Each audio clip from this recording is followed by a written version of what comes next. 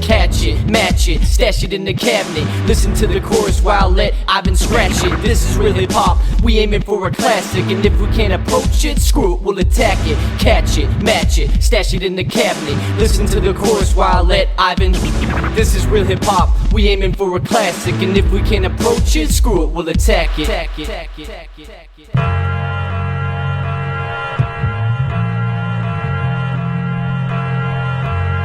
What you know about classic music?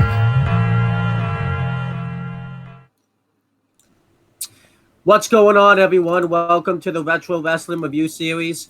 I'm Owen the Birdman Finch, and I'm here with... James the He-Man Hebert. Oh my god, we're finally getting this one done. I know. I did it the Chris Darway where I just introduced you. I didn't even give you a big intro or anything like that, just because I forgot to. So, I mean, we have an intro for a reason, right?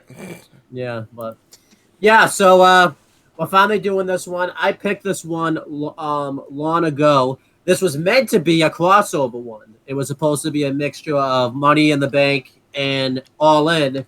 Now it's just an All In retro, just because we waited so long to do it. But we can still get it out there. If you do want to, if you haven't watched Money in the Bank yet, it's been 3 weeks. What have you been doing? But if you haven't watched it yet, this can be used to hype you up for that show. Exactly. Kind of works out because Finn Balor was just in the world title match at Money in the Bank, and he main evented this show, so it kind of works out that way. So exactly.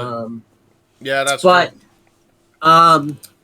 He just returned to NXT not that long ago, so it kind of works out. But the reason I picked this retro is, as you know, I've been trying to get this retro in there for a while. I was going to try to get it in last year when WWE went to the UK for the first time, because this is like the first pay-per-view. I know it's not technically a pay-per-view, it's an NXT special, but this is the first big show that wasn't a house show or a house show on pay-per-view type of thing that WWE went to the UK for. But this retro still applies for anywhere, just because, as you've seen, WWE has been going all over the place, and when you see what Triple H has done with NXT, you can just tell that's definitely a big Triple H influence. That's been happening. Yeah, there was definitely some big Triple H shit.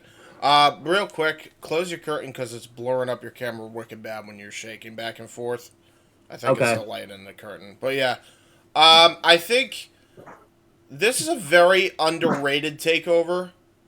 I always called it the black sheep of the takeover deal, because everybody always and I'm not talking about the fucking takeovers after they moved to USA. I think the peak of NXT is always going to be NXT Takeover New York for me. The one you went live, yeah. Yeah, the final one they went in Brooklyn, because the minute they did that, they fucked up they fucked up the War Raiders. And then, which, by the way, haven't been the same since, even though they repackaged them. There's only so much you can fucking salvage on her, especially with him back now. I just stopped watching because I knew, at least full time, because I knew this shit was going to go down south real quick. I got out of it before anybody else did. I think everything between that time, everybody considers this to be one of the worst takeovers. I think it's actually way better than a lot of people give it credit for. I'd actually probably put this above some of the takeovers that have aired. I like this takeover. Not a lot, obviously, but it's still good. I think it's definitely helped the fact that it took place, in the UK, so everybody was into everything. But I actually like this takeover. I think what happened too, a lot of people consider it. If you remember, Brooklyn had happened not long before this, and NXT Takeover Respect, so it had kind of a high bar to kind of set. Yeah, true. That is true. And don't forget, one of the big things that kind of screwed over NXT at this time, the women's matches. They took Vince, you know, this was Vince here. He took two of the big women. He took Sasha Banks and he took Becky Lynch before they were ready to be called up, if you remember, too. Yeah, yeah. I'll say Sasha to an Alexa extent, but definitely Becky. Like, I think the women's title match would have been Bayley versus Becky Lynch had, Triple H not poached her from the NXT and all that. Not Triple H, Vince poached her from the Vince poaching her, yeah. Yeah, it probably would have been, honestly. I mean, he was kind of dealt a bad hand in that regard. I mean, but yeah, that was that in and of itself, like, and we didn't realize it back then. And as great as NXT was, that was going to be the running theme and the running problem going forward. And you could see it even with this show, because it wouldn't be long after this show where Corbin would have gotten called up and also gotten fucked over by getting called up way too soon. And Apollo Crews. And Apollo Crews, yeah. Like, they both got fucking called up way too early. When either A, they didn't have any plans for them that were concrete, or two, they just were not ready and weren't developed enough yet to be on the main roster. Especially at that time when Vince was fucking running amok. So yeah, you do have that kind of bittersweet feeling. I feel like you always do when you're watching a good takeover. Because it's like what could have been on the main roster. Because, like, and again, I always go back to what Mike said, because it so rings true. There is no reason, especially with this show, it never ever should have been, this was better than Raw and SmackDown. That's so bad. Yeah. And that was the running theme of fucking 2015 onward for years. Years. It was bad. Yeah. It was a really dark time on the main roster for a lot of people. Yeah, going through kind of the state of wrestling, as you said, the main roster was in a really dark stage at this time. Raw sucked every week. I think the only consistent thing that was good on Raw was the New Day and the John Cena U.S. Open Challenge, and that was over by this point, if you remember. So that was, you had the one good thing that was going. Yeah. Which, by the way, the New Day was going to suck. The New Day was going to suck in the beginning too, because Vince wanted a baby face. But yeah, Raw was in a really bad state at this time. I think this was when they tried to get Raw back on its feet, if you remember, because this is when they put Vince back on TV. Roman Reigns had just won the belt, so they were trying to salvage Raw, but Raw was still in a bad state. SmackDown was even worse, because SmackDown was just basically a recap center for Raw. There was no reason to watch SmackDown and all that type of stuff. Right. NXT, as we talked about, was really on fire. This is when NXT really breaks out as its own brand. Obviously, with all the talent that gets in there and everything like that, NXT Takeover Brooklyn happened, and that's a huge success, and that launches basically what became the takeovers up until, I'd say, the pandemic happens and all that type of stuff. Yeah. And NXT just basically goes on the road. It was killing it. It was selling out all over the place. And it wasn't just selling out TV shows. They were selling out house shows for NXT. That's how every week they were selling out house shows, yeah. It really, their height, they didn't stop selling out until I think it was a little after the pandemic, right? Or no, a little before the pandemic, I think. Because because it was Canada sold out. I remember their second Toronto one, the third Toronto one, whichever one it was, the one that had that ridiculous cage match between Gargano and Adam Cole. That one sold out, but then they started losing track because it went to the USA Network. Yeah, and yeah. But yeah, NXT was doing really well. They had the best divisions. The only thing, obviously, wasn't the best was the tag division, but you can see the building blocks, so it's being set up for the tag division at this time. Two tag matches in particular were really good as well. Like, it didn't look deep, but oh boy, we didn't realize what we had back then. We would realize it way later on. But and they were building. This was the building blocks to the killer tag division that was coming from NXT. So oh my god! I mean, it was already on fire at this point. Going around to the other wrestling companies, that's kind of Impact was in a bad state at this time. I'm pretty sure Impact, what we thought was going to be on the way out again, because they lost their TV deal, if you remember. Yeah, with Destination America, and they had to move to Pop TV, which they would lose like literally not even a year and a half later after that. Yeah. So Impact / TNA was still in its bad state. at this time. Couldn't even keep Cody around like long enough to even see him have a meteoric rise there. Instead, he went to ROH and New Japan, and Ring of Honor kind of dethroned him as the de facto #2 promotion for a while because of it. Yeah, and then ROH was doing fairly well at this time. It was still like a top brand all this time. New Japan though was on fire at this time. It was finally getting that U.S. exposure that like it had been long waiting for. Wrestle Kingdom 9 was viewed heavily by a lot of people, and then Wrestle Kingdom 10 even more so. Wrestle Kingdom 11, like that whole trilogy of Wrestle Kingdoms was the start of what would pretty much be the new golden era of New Japan, the modern day golden era of New Japan at this point. So that's doing really well. How's AAA doing? Because I'm really not sure. I forgot to look that one up. No idea. I think at that point they did not have nearly the amount of partnerships that they have currently, which just definitely helped their production. Lucha Underground's doing really well at this time. The first season went off without a hitch. It was really successful. I'm pretty sure season 2 was announced around this time, so like everyone was really excited for that. And obviously, this is before everyone kind of knows everything that's going on, with Lucha Underground at the time, and it's kind of before it hits the fan type of thing. But Lucha Underground was doing really well. It basically kind of set up the cinematic matches that we see later on and all that type of stuff. So Lucha Underground doing really well. Yeah, pretty much. I mean, because their whole idea was cinematic. It wasn't even the matches that were cinematic. It was the promos before the matches that were cinematic as all hell. Yeah, like something out of a crime drama, pretty much.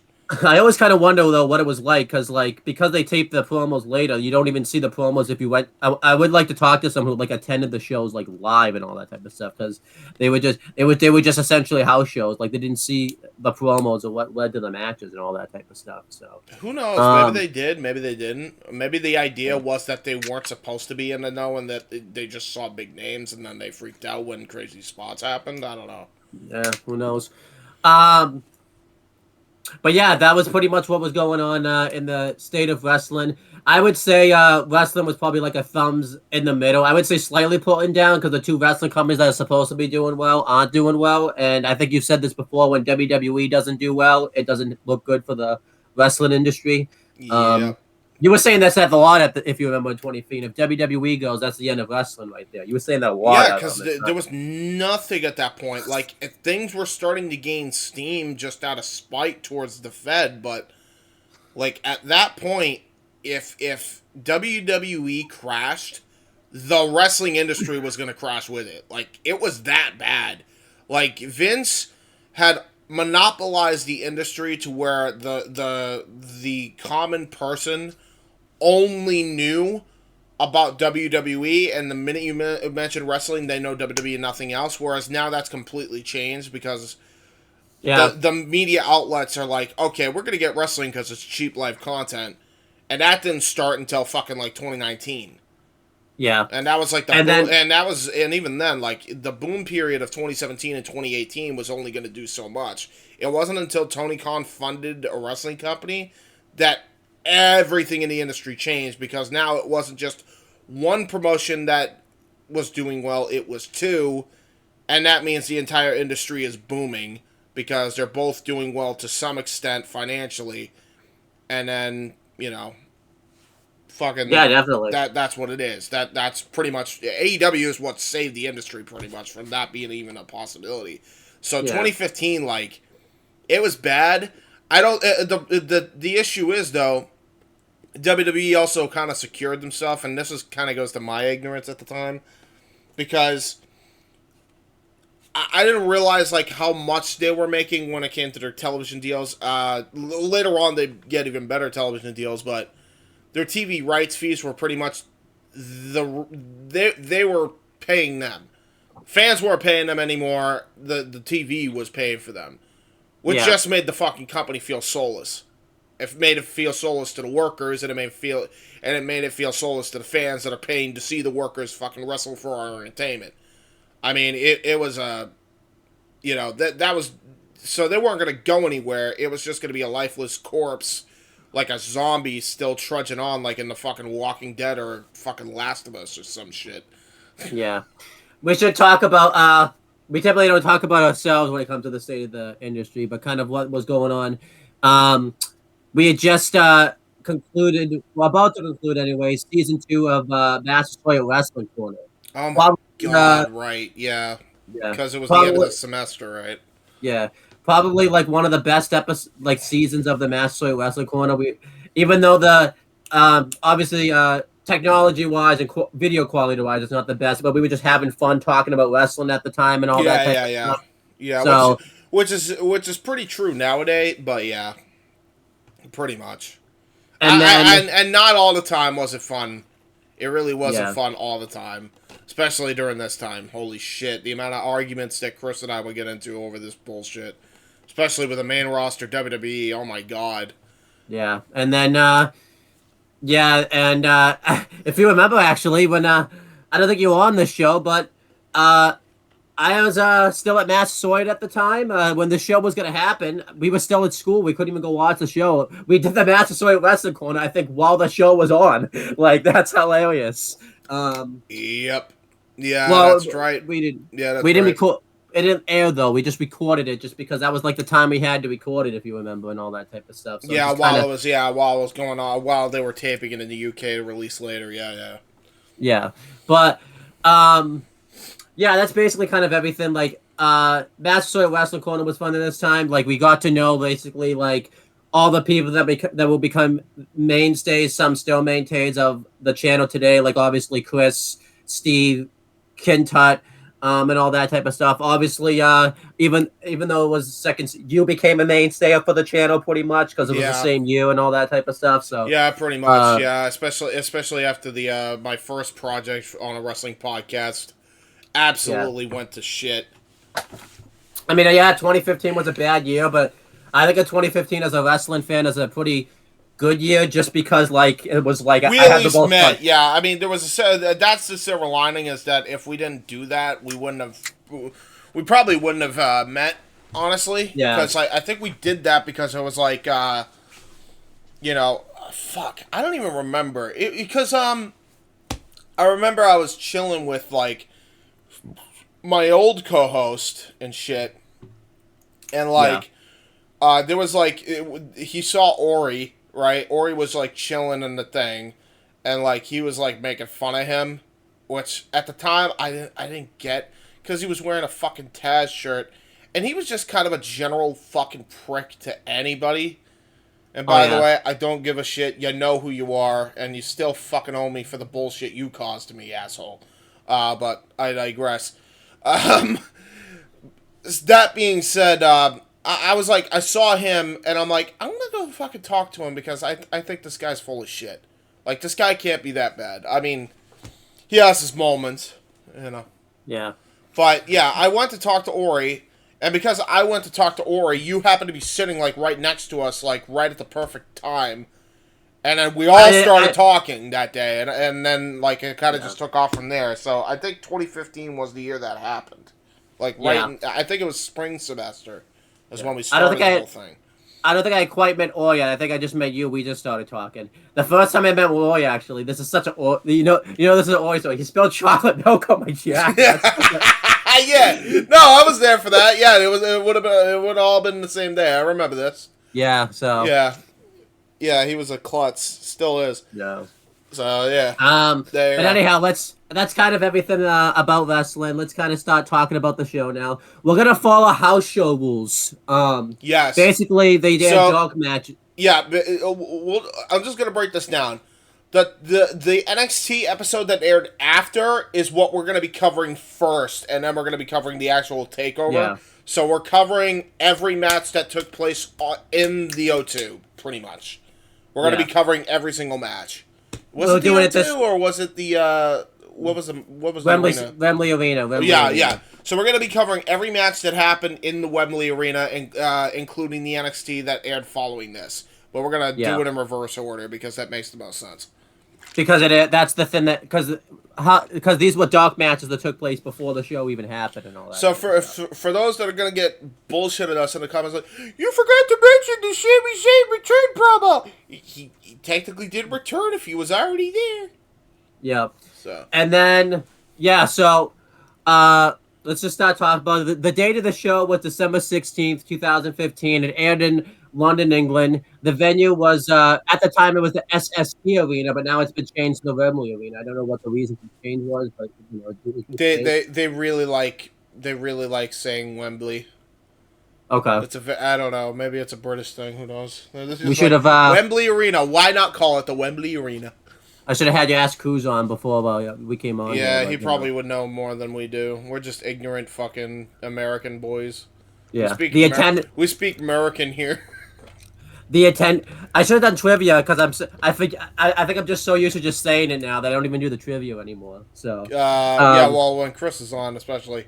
Yeah. But oh well, okay. I'm already into it. So. So what is it? Well, you could still ask. What's the trivia? What's the question? What's the attendance? Okay, yeah, go ahead. Just say it. I don't know. 10,079 people in attendance. There you go. Okay.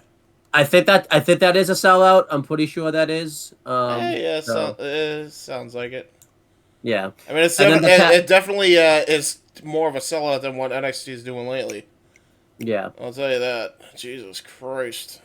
No, I will quiz you on the tagline. You know what? Do you want to know what? Do you know the tagline? They had a tagline for Takeover?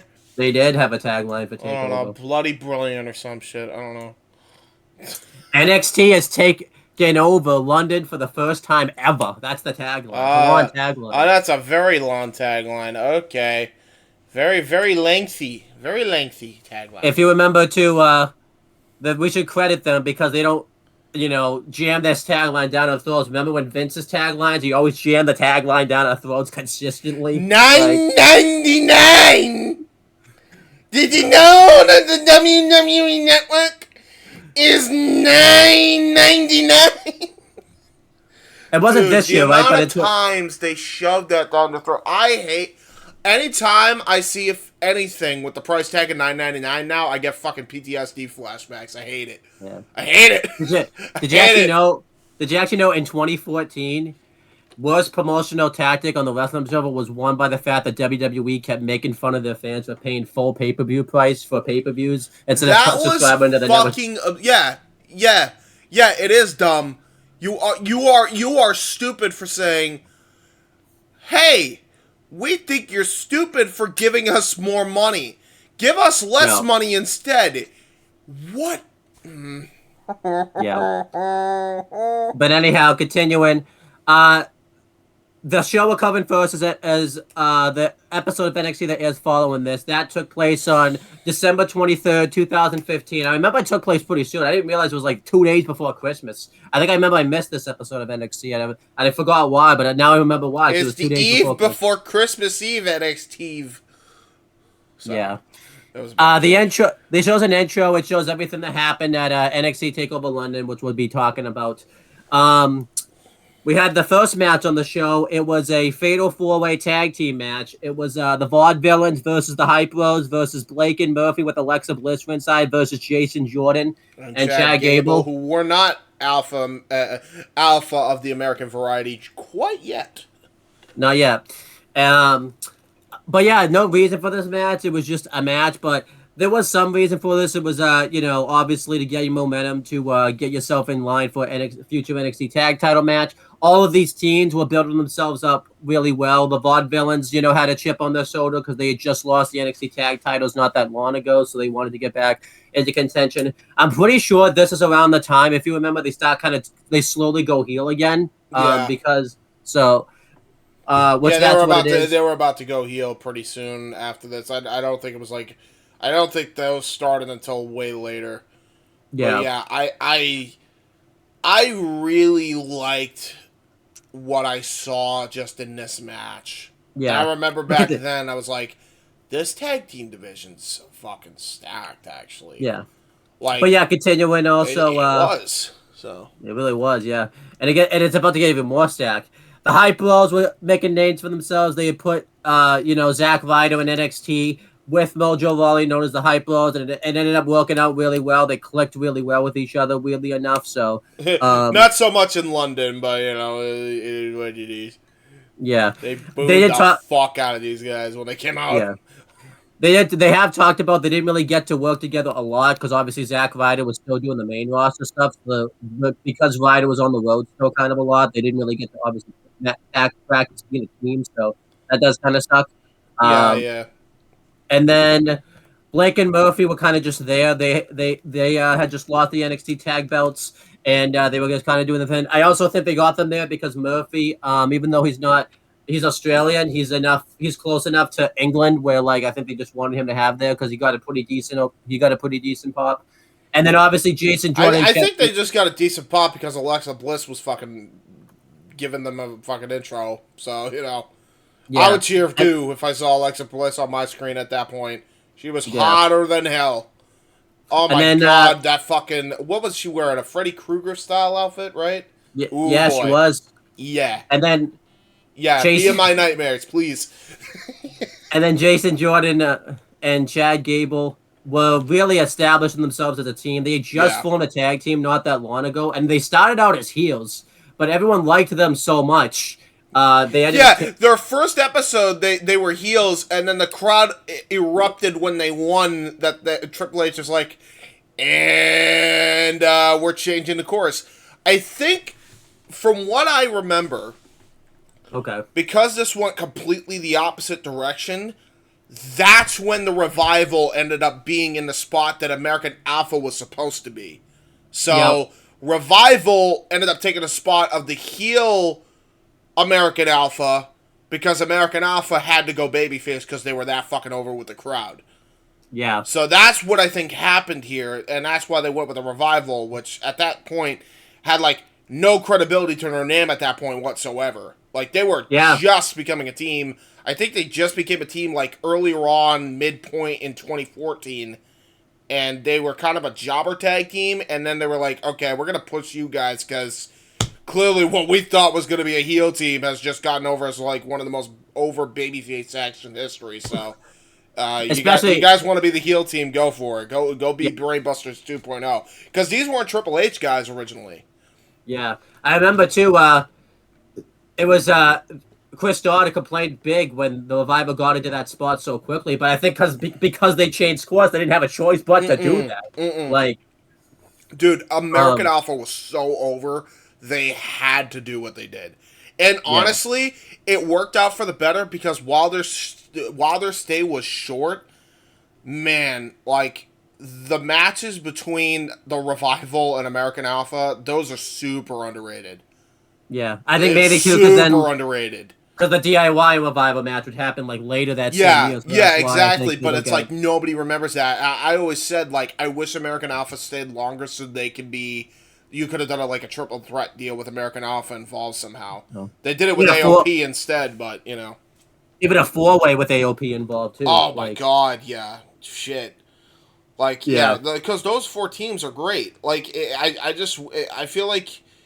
You know, it was lightning in a bottle, and they got so over so quick that they tried to call them up immediately to the main roster, which it worked in the short term, and then Vince is like, "You're black, and I want you to be his son, Kurt. Yeah, you're gonna be his son," which everyone shit on. In a weird way too. Yeah, and then it was gonna work out too, and then Jordan got injured, which made me sad. In a weird way, if you think about it, if American Alpha probably never split up, Jason Jordan would probably still be wrestling today. If you think about it. Like, hey, you know what? If he does come back, which there are rumors, him and Alpha Academy. Yeah. There is that thing, American Alpha Academy, AAA. Yeah, that'd be awesome. Another AAA. Yeah, you confused yet in wrestling? Let's just add a team now that's called AAA. Now there's a towing truck company. The AAA promotion. Now you got AAA, the tag team in WWE. Yeah. But anyhow, let's go through this match. It does have that annoying thing I don't like in tag matches where it's just, only one member of each team can be legal and all that type of stuff. And here it kind of hurts the match because I think the Hypos, they never get, like, legally tagged into the match, really. I think they're just kind of, like, there. Like, everybody else kind of does stuff and all that type of stuff. No, they did. No, they did. They definitely did. I remember Mojo Rawley actually got legal tags with Zach, so they definitely did some shit. It was very brief, though. Very brief, yes. They had an easy payday, for sure. Yeah. But The babyface tag team kind of starts beating up the heel tag team, so it's kind of out of control in the beginning. And then eventually, Murphy and Blake dominate Chad Gable for a while. And you can see that Chad Gable was coming into his own, like he was really coming into his own as a wrestler at this time and all that type of stuff. And they dominate him for a while. And eventually, I do remember this because Joyce and Jordan gets knocked to the floor. And Chad Gable has no choice. He has to tag in, the Hype Bros, which is kind of sacrificing a win for himself. But he's just getting his ass kicked to this point.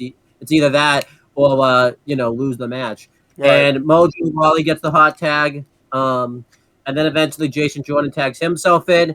Everybody just kind of takes each other out. I do remember there's a really good suplex where Zack Ryder does a suplex set in. I think it's Blake to the out. No, it probably would have been Murphy. I think Murphy to the outside, and then Mojo Rawley hits a dive. Everybody hits dives on each other, and then eventually American Alpha, it wasn't known as the finisher name yet, but basically Jason Jordan does a back suplex, tosses I think he tosses it would have been Aiden English in the air. Chad Gable catches him and hits a back suplex of his own onto English, and he gets the win. And I'm sorry, not American Alpha, but Jason Jordan and Chad Gable get the win here.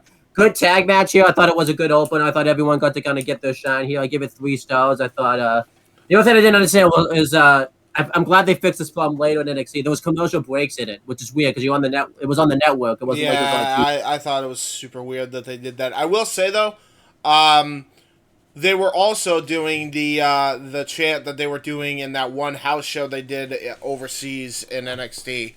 The one where it's Gable, Gable, Gable, yep. Jordan. I think it was a Germany show that started. And then it just kind of went over to the UK because they picked up on it. It's like, that's fun. Yeah. Yeah. See, we need chants like that in America, dude. Like, holy shit. Like, it's not hard to just copy. Just copy and paste if you need to. Jesus Christ. By the way, before I have you give your thoughts on the match, did I ever tell you that I saw Jason Jordan and Chad Gable as a team on the NXT house show circuit before they actually were a team on TV? Did you really? How was that? Yeah, I did.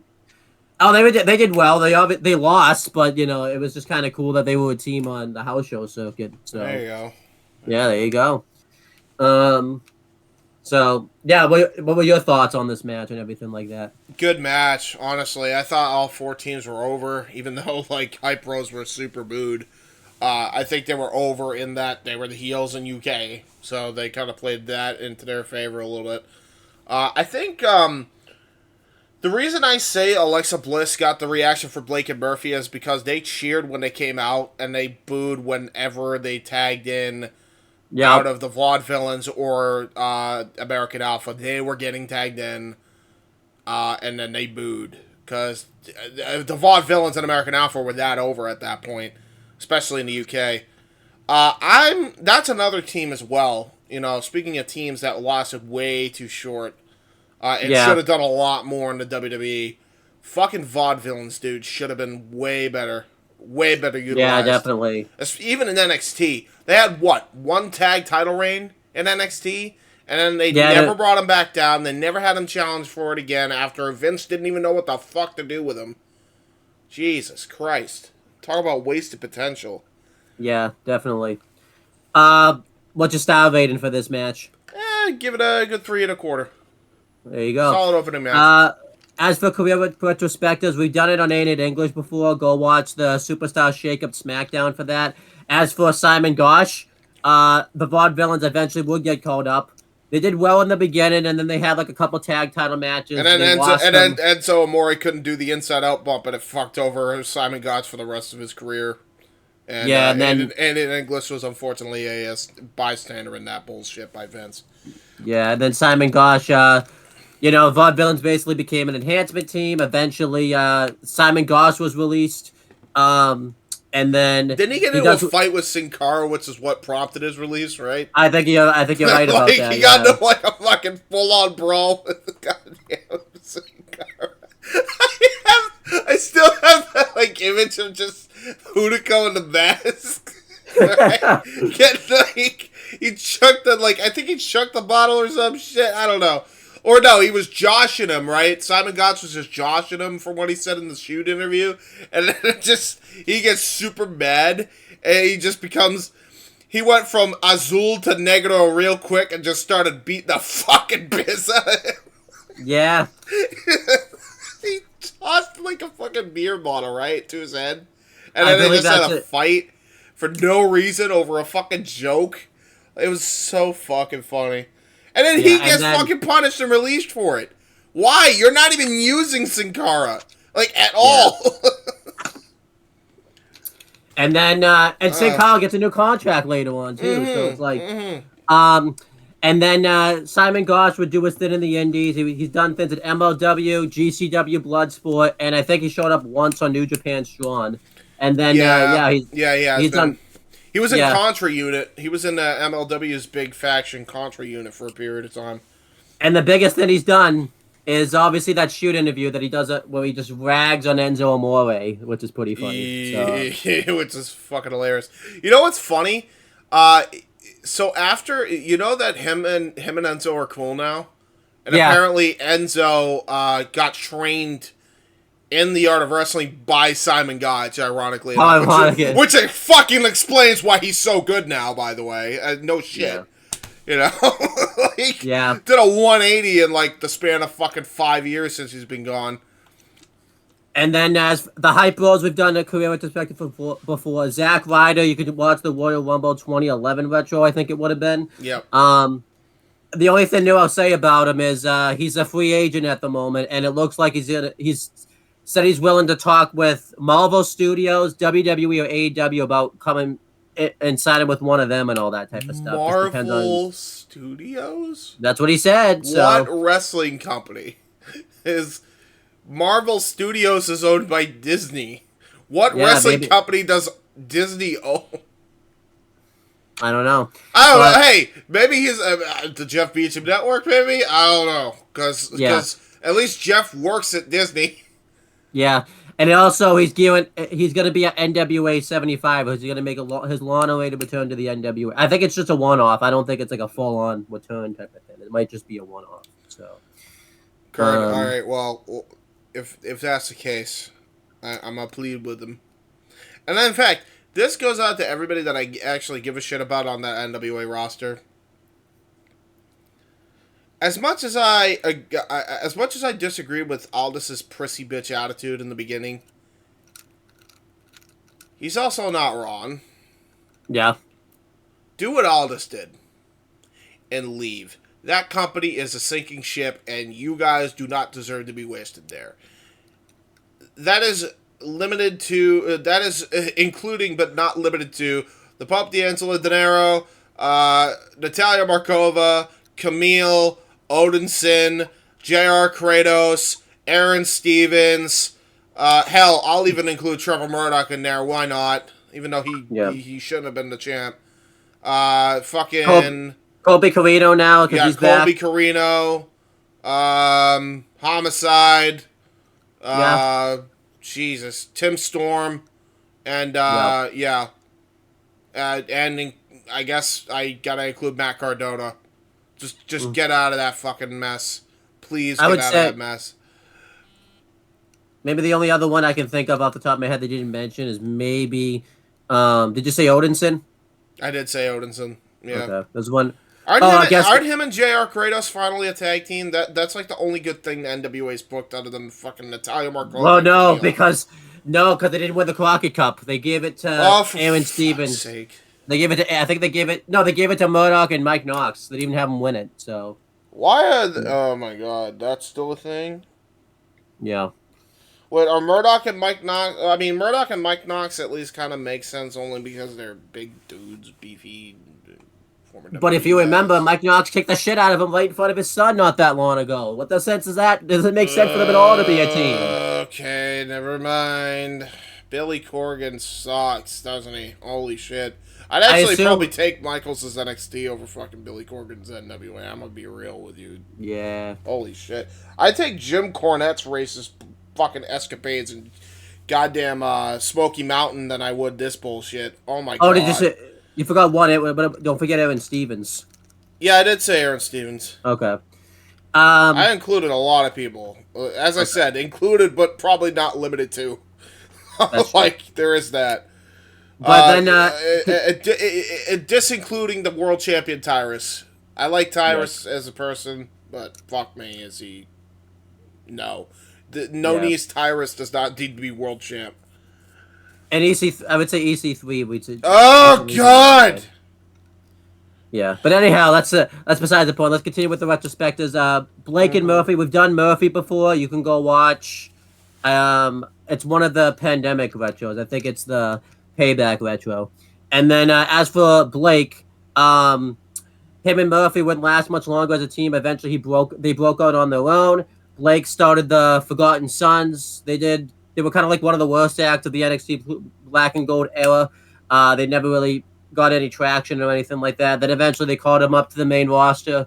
Jackson Micah was an idiot and posted political stuff on his Twitter and all that type of stuff, like at a really bad time, and it cost basically Blake and Cutler his job. In a sense, it helped Cutler out by accident. Yeah, because he would go on to be Steve Macklin and fucking win the Impact World title and have a career renaissance for himself, pretty much.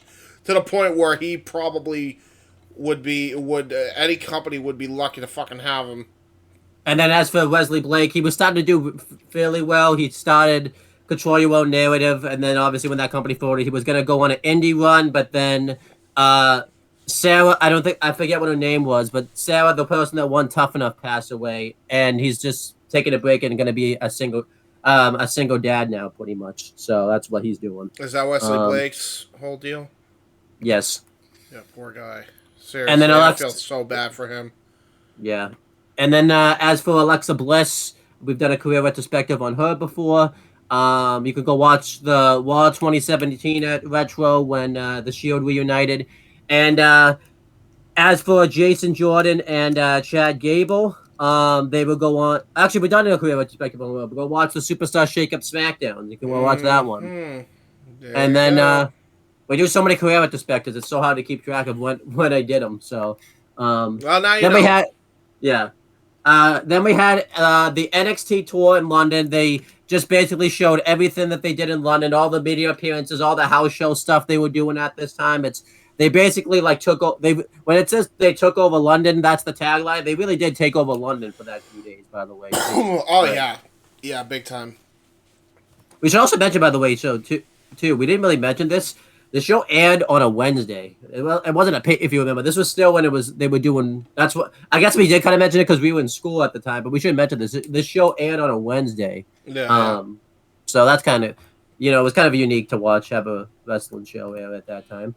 Now it's every week. Well, I should say a pay-per-view, anyways. That is fair. Yeah. Then Ty Dillinger's backstage. He's about to have a match with Sami Zayn because it's Sami Zayn's return. We'll get into why he's returning, but Ty Dillinger's going to be his opponent. He talks about how he's going to be a disappointment to Sami Zayn. This is when Ty Dillinger had just started his 10 gimmick. It was kind of over, but not as over as it would become later on, but it was still pretty over. But I thought Ty Dillinger cut a pretty good promo here. It was pretty much a mixture of Shawn Spears and the Ty Dillinger gimmick, if you think about it. I mean, same guy? In terms of gimmicks is what I mean. Like, okay, well, he's back to the perfect 10 gimmick now, so same guy. To be fair, I haven't watched a lot of AEW. There's your career retrospective on Ty Dillinger. He's back to the same gimmick after trying to absolutely a fucking meteoric fail of a heel run. Thanks to AEW. Thanks, Tony. Really appreciate that. But yeah, what did you think of this backstage segment here? I thought this was pretty decent by Ty Dillinger. Yeah, it was really good. Yeah, Ty is super underrated, man. I feel like he never gets the fucking... Yeah. He never gets kudos, man. He never gets what he deserves. I always feel like he's a giver more than a receiver when it comes to... He was just about... In about a year, he was about to have the best one, probably that time where he feuded with Bobby Roode, going into right before he gets called up to SmackDown. That was probably his best. I wish they capitalized on him winning the NXT title at least once, and I get why they didn't, but it's like, well, they also couldn't because Vince called him up out of nowhere too. So, that is, yeah, did nothing with him, by the way, not a fucking thing. The most they they didn't like did the with him was in a fucking goddamn triple threat for the U.S. title, which made no goddamn sense. Well, he was just there to take the pin too, if you remember. Yeah, too, so that's why exactly. he was What a in it. fucking obvious win I that mean, did you ever was hear? for Corbin. Did you ever hear why Vince didn't put him on TV? Because he didn't like the fact that his 10 chant was over, so he didn't want people chanting the 10 thing. Dude, So that's why he didn't. is.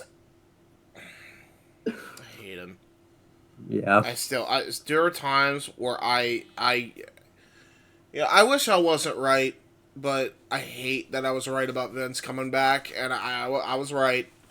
The only reason It's official now. It's right. I'm right. Let's call it what it is.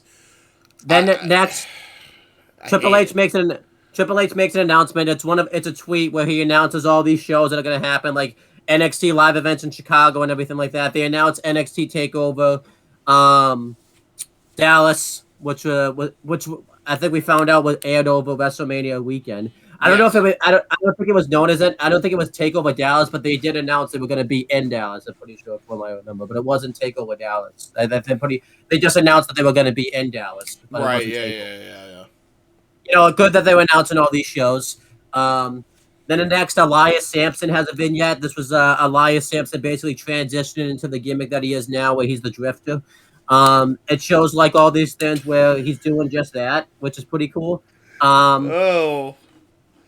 And then we have thought it would be cool, and oh boy, did it fall flat. We'll get to it. Next was Bull Dempsey versus Elias Sampson.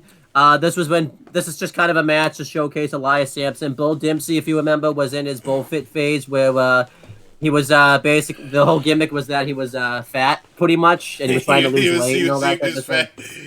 He should have been with Heavy Machinery. They should have brought it back and put it with Heavy Machinery. Yeah, dude. Unfortunately, his bullfit shit with fucking Otis's bullshit and Tucker just having to deal with those two yahoos. Holy shit, that would have been amazing. Yeah, it would have been great, but unfortunately, he was a year. If he had been there a couple years later, when Heavy Machinery became a thing, that's fair. What the fuck is he doing now? Let's just get his career retrospective out of the way. I forget. I looked it up, but then we didn't do the retro for a couple weeks. Well, so I forgot. Fuck it. We'll look it up on the air right now. I'll go through the match first because it's not very long. Where is Bull Dempsey, former WWE superstar?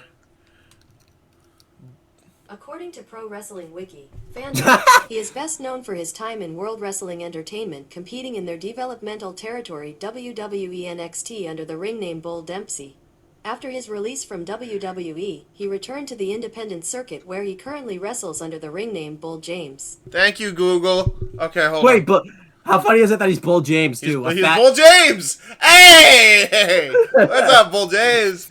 Hey, they call me James Bull.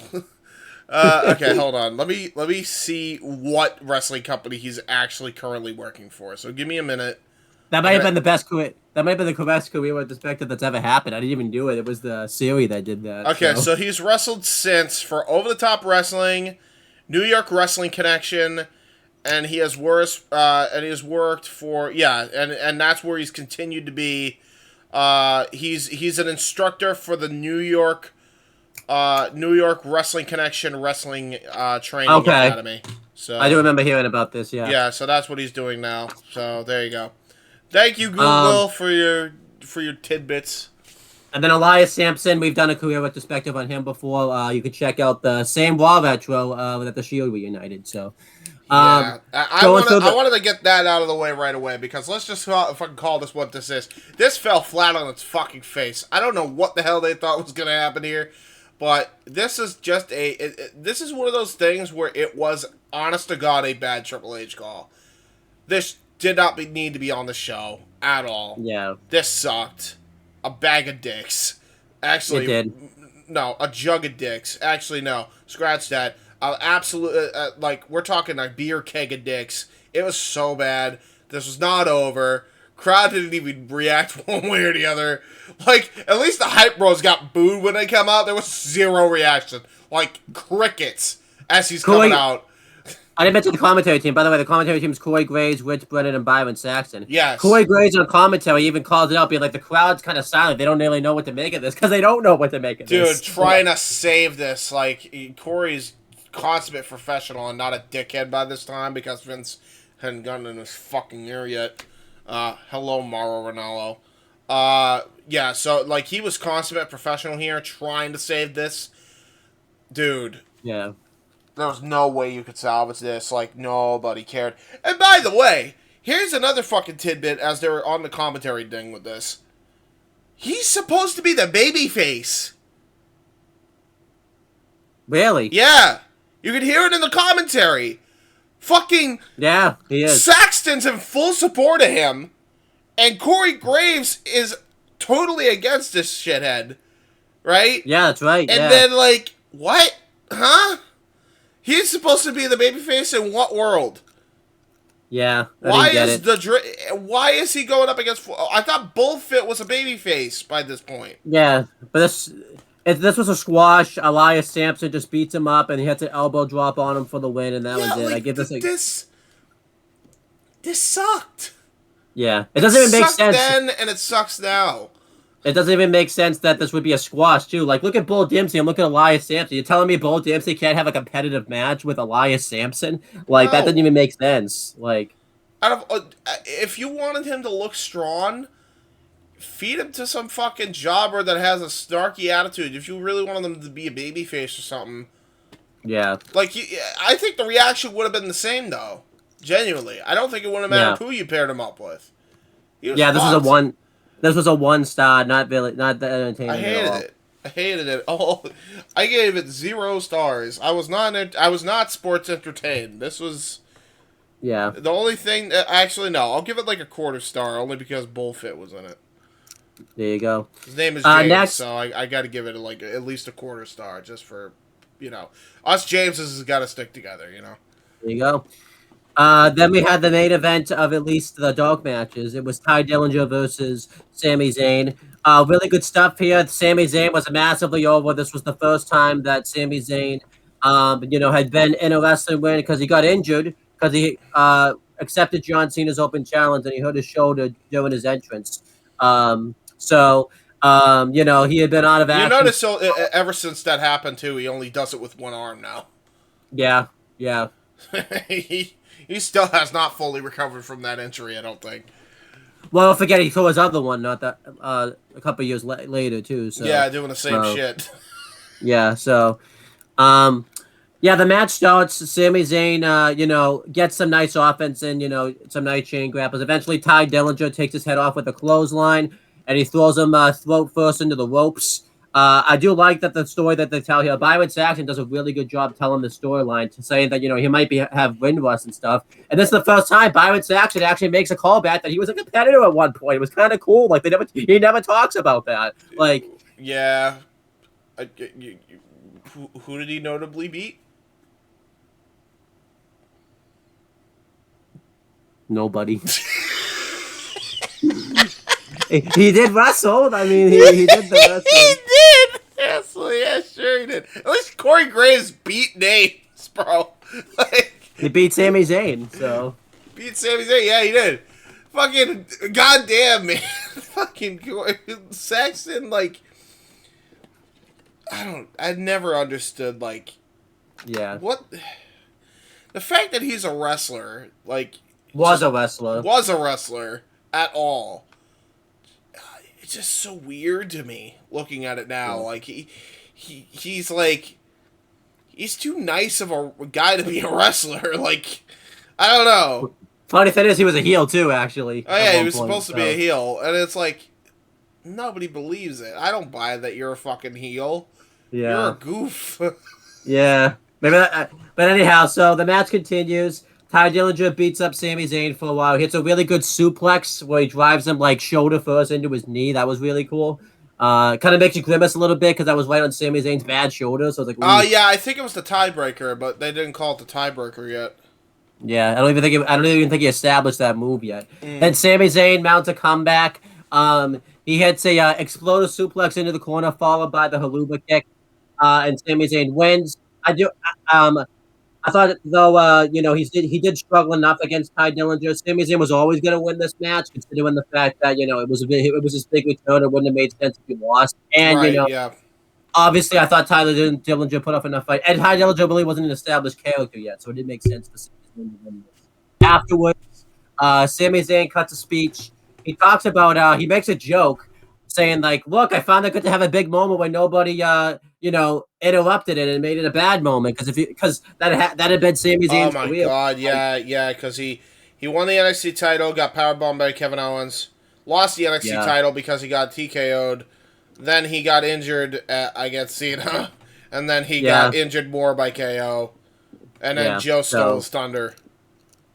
So Sami Zayn talks about the future of NXT and how he looks forward to the future and how he looks forward to what his future is going to be in NXT. It's a really good, passionate promo by Sami Zayn.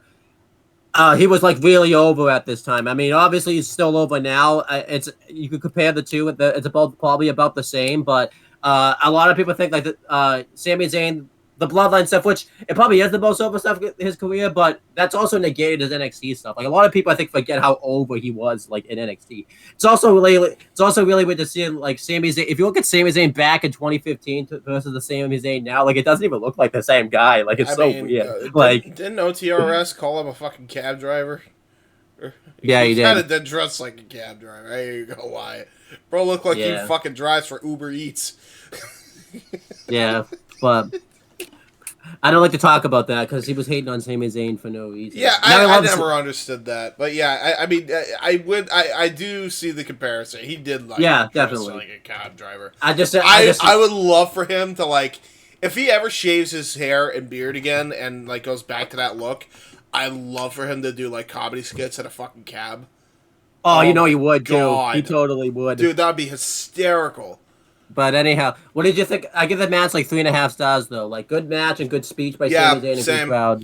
Yeah, 3.5. Very good match. Ty Dillinger got some great heat. It was a really back and forth match. I thought they accomplished what they needed to accomplish, and they got both guys over out of the deal. So good for them. Yeah. Obviously, in the immediate, Sami Zayn.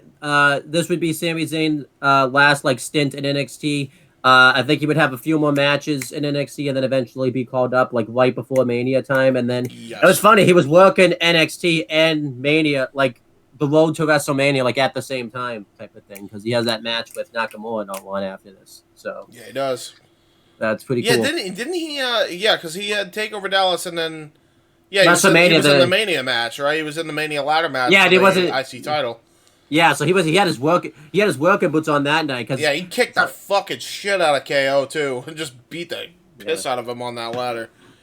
I still remember that suplex he did on Kevin Owens. That was disgusting. Yeah. Holy shit. Then continuing, we have some exclusives. It shows a nice ad for NXT Takeover London. Pretty nice ad right there. And then it shows like the canvas thing where someone paints the picture. They paint a pretty nice picture. I really don't want to comment too much about it because I'm not an artist, so I can't really critique people's art. So there you go. I see. Okay. I know, great coverage right there of someone. Like, why even bring it up? It happened. I have to talk. I have to talk about it. Though you could have just be like, nah, brush it. It's good. No, but it happened. It happened. It did, but like, what the fuck? I don't know art, so I can't critique. Okay. Well, to be fair, I don't want to be one of those guys because I can't even draw like a circle, so I don't want to say that it's bad because it's not like I'm doing any better. So, I don't have my window. Hold on, I'm gonna try. You know what? Just for the, I should like get MS Paint now and just. Hold on, I can draw. Yeah. You know what? Fuck it. I'm gonna do. It's time for Skit James. James is in skit mode right now. Here we go. I'm gonna full screen. I'm gonna draw a circle on the air, everyone. Here we go. All right, I'm gonna open MS Paint. All right. You're gonna hate me for this, by the way. I'm gonna be such an ignorant bastard here.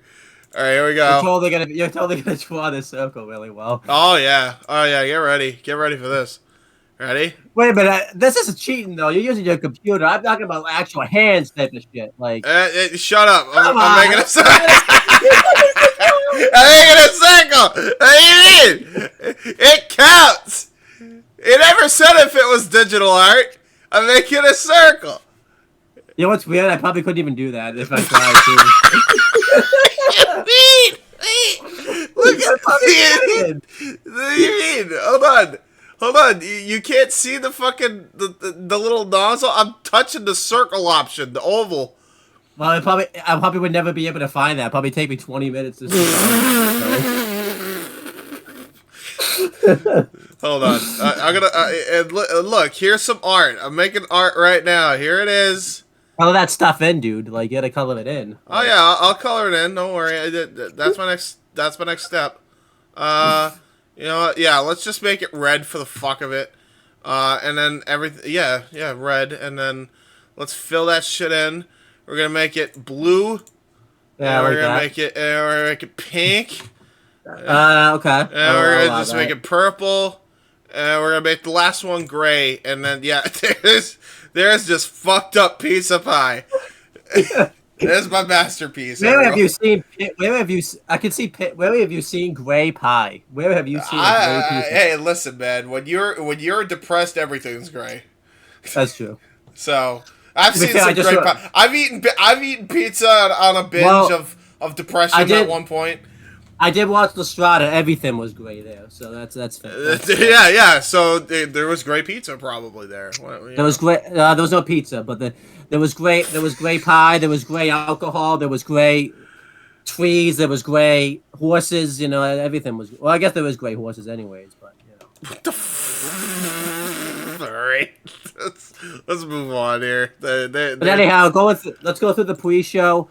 The panel was at WWE headquarters because they have this thing where they didn't travel. I can kind of understand that. There's no reason because it was like the main roster crew, so I can understand why they didn't fly out because I think they had to do Raw and stuff anyway, so it kind of made sense. I'm okay with this. The panel was Renee Young, Tom Phillips, and Lita. They did fairly well on the panel. I felt bad for Tom Phillips here because Renee Young and Lita were like best friends, and he was kind of like the odd man out here. Like they had this handshake. Third wheel Phillips over here. He's gonna go on Skype with some model and be like, I want to face fuck the shit out of you. Mm-hmm. Yeah, but you know, Lita and Renee Young had this handshake that Tom Phillips really couldn't chime in on, and then yeah, they just couldn't. You know, he was trying here, but he was just kind of the odd man out here. You know, he tried his best, but he tried. He didn't know what to do. He had nothing to offer because it was like two women catching up on old times.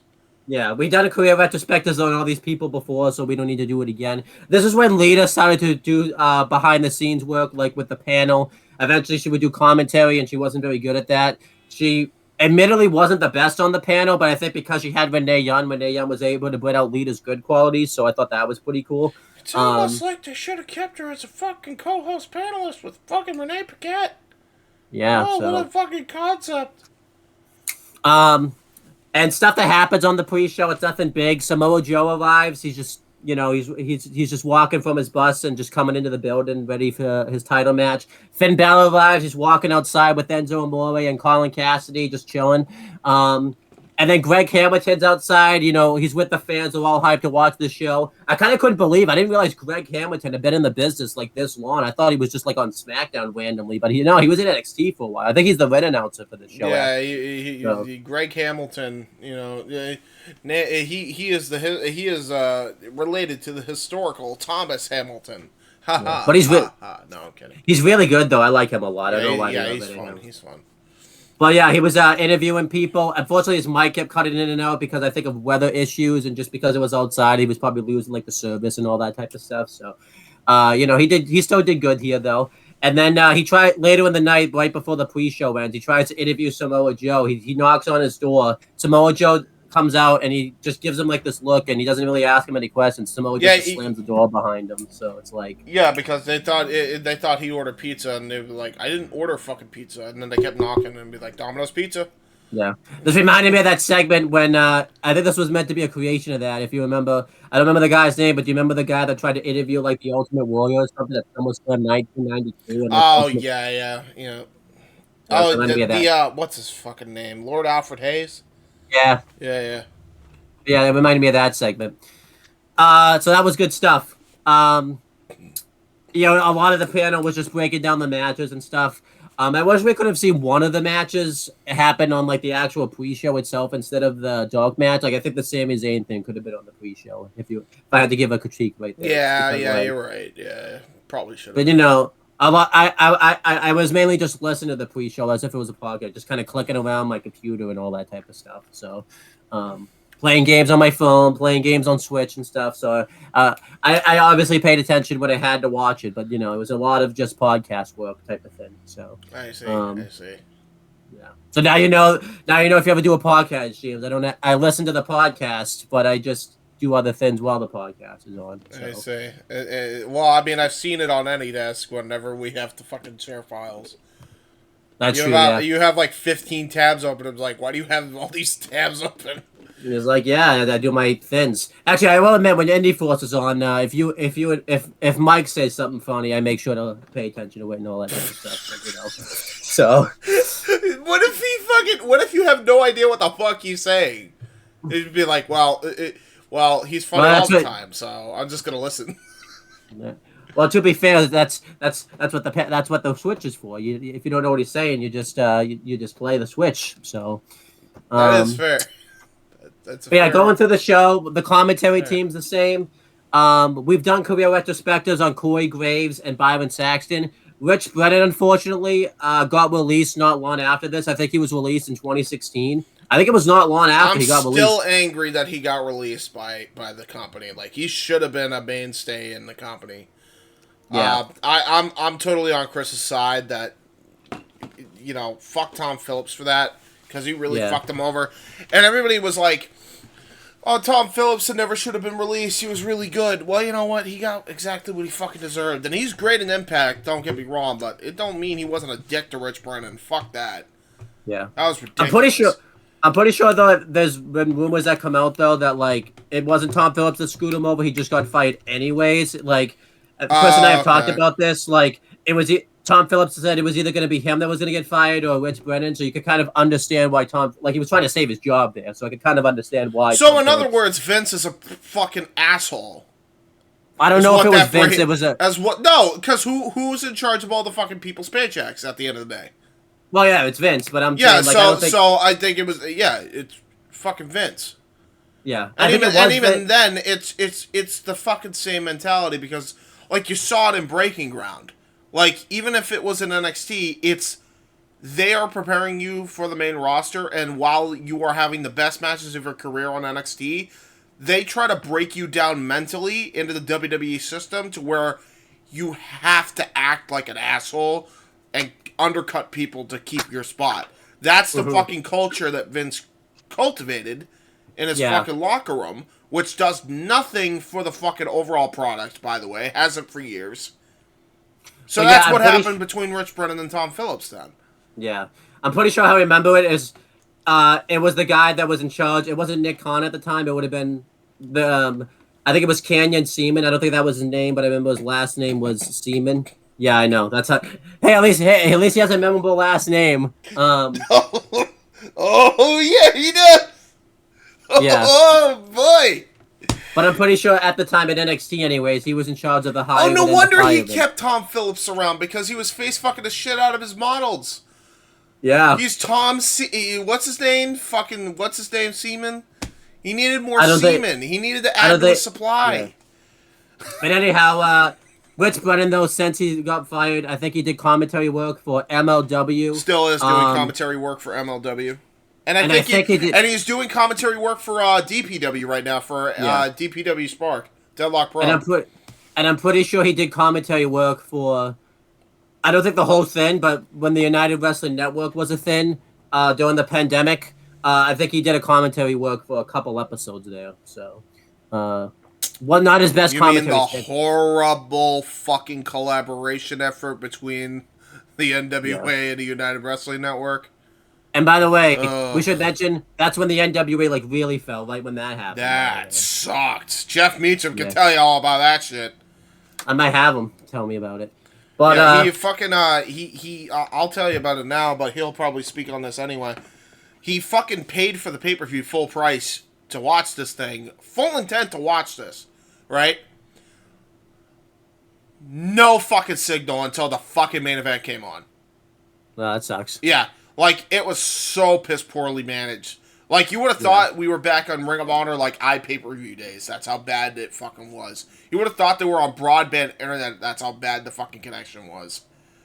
Yeah. If Jeff was yeah, pissed, like, he wanted the full refund and got it. I don't blame him, yeah.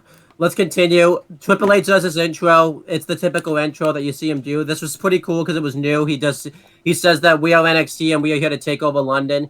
I liked this. You know, it was Triple H was over here. It was really cool because he was still the heel authority figure on Raw every week. But NXT, he was like the lovable like god of NXT, pretty much. Which He's what's best for business. yeah, It always still confuses me still to this day. Like, Vince, he's clearly over as this guy. Just make him babyface. I don't get it. Like, but the I like authority you know, storyline was what it was. It sucked. Yeah. But pretty cool stuff here, you know, Triple H doing this. I thought it set the tone really well. Triple H, too, had just got the shit kicked out of him by Roman Reigns at TLC a few days before this. And even he does use it in his promo by saying, you would have had to kill me to make me not have to come here, what type of thing. So I thought that kind of made sense. Like, it does make sense. Like, I think Triple H would have shown up in a full body cast just to be a part of TakeOver. So that honestly made a lot of sense about why he was there, even though he just got the shit kicked out. Now, would he have shown up in a full body cast Van Damme style after Abyss beat the shit out of him? Yes. And this is like the week before the pay-per-view, and he's supposedly medically cleared to compete? I think he would. It's Triple H, man. I can make sense out of it because the guy finished a match on a torn quad. Yeah, I mean, it makes sense. Torn pectoral muscle too. Yeah. That's fair. Yeah. Triple H is not necessarily human sometimes, so he is an extraordinary human. yeah. We had the first match actually on the actual takeover. How long are we into this? And we're just actually now talking about the real show. Hour and 11 minutes and hour and 12 minutes now in 2 seconds. A lot of a lot of bullshit in there. So, but yeah, we had the first match. It was Asuka versus Emma with Dana Brooke ringside. The reason for this match was Asuka had just debuted into NXT. She had just been signed to the company, and she had been feuding with these two since she started in NXT. She completely destroyed Dana Brooke at NXT Takeover Respect. Oh, she kicked the fucking shit out of her. Yeah. And then we had this match. They did a thing where they were going to have a rematch on NXT, and it was a setup. It said Emma completely ambushed Asuka from behind, and it set up the takeover match. I'm pretty sure there's that infamous match where Asuka faces an enhancement talent and completely knocks her out minutes into the match. This is a trivia question. Do you remember who that enhancement talent was that Asuka knocked out? Fuck, I don't remember now. It was and believe it or not, it was Deonna Purrazzo, if you remember. It really? Yeah, that's. Oh, damn it, man! If if Vince wasn't in charge, I would have loved to seen Deonna versus Asuka, man. Jesus. Yeah. Well, to be fair, Deonna Purrazzo was still making a name for herself in the industry. That's fair. Yeah. So she wasn't well known yet at the time. So, yeah, this is when Emma, if you remember, really reestablished her character. She completely changed gimmicks. She basically became the Emma we know now, where she, was a heel, if you remember. She was doing the whole evolution thing, but then she completely reinvigorated herself because it didn't get over on the main roster. So they sent her back down to NXT, and she had probably the best run of her, I would say, wrestling career, I would say, in that first... When she went back to NXT from it would have been 2015 to 2016 type of thing. Yeah, something like that. And yeah, we have the match here, and I'm not gonna break down all this show spot for spot just because it's been a couple weeks since I've seen it, and if you want to watch the actual episode of the Massasoit Wrestling Corner, we'll cover it very extensively there. Yeah. Yeah. So. Hell of a match here, I think. I think this is really good stuff. You know, Asuka looks like a killer here. This is when they were really establishing Asuka as obviously the undefeated one. Obviously, it Yeah, wasn't well known. lethal striker to the point where Emma kind of had to go the old school wrestling route to take cheap shots and advantages, like send her into the steel post, and then really just wear her down with submissions and like really cool submissions. She had the they called it the Emma lock, but it was the Muda lock, which I thought was really cool. So that was nice. Like this was clearly inspired by a lot of Japanese strong style. You could tell both women were super into this. Yeah, Emma hits the Emma sandwich and then the dilemma in the corner, which was awesome. I liked that. Yeah, and then, that was really cool. Yeah. I feel like too. We don't really talk about this. I think we do give Asuka credit, but people do, but we never have. Like Asuka really changed the women's wrestling in America because her getting signed to WWE allowed people to see like that Joshi pro wrestling that really was never seen before in WWE. Yeah, and she really set a standard for pro wrestling going forward in America as well. Like a lot of people now, like really like bust their ass when it comes to cardio, and I think that was kind of already happening anyway. Like there were wrestlers, female wrestlers that were already taking this shit seriously. Like you had AJ Lee, Caitlyn, Paige, all those people, Becky Lynch and Bayley, obviously, Sasha Banks, Charlotte, even.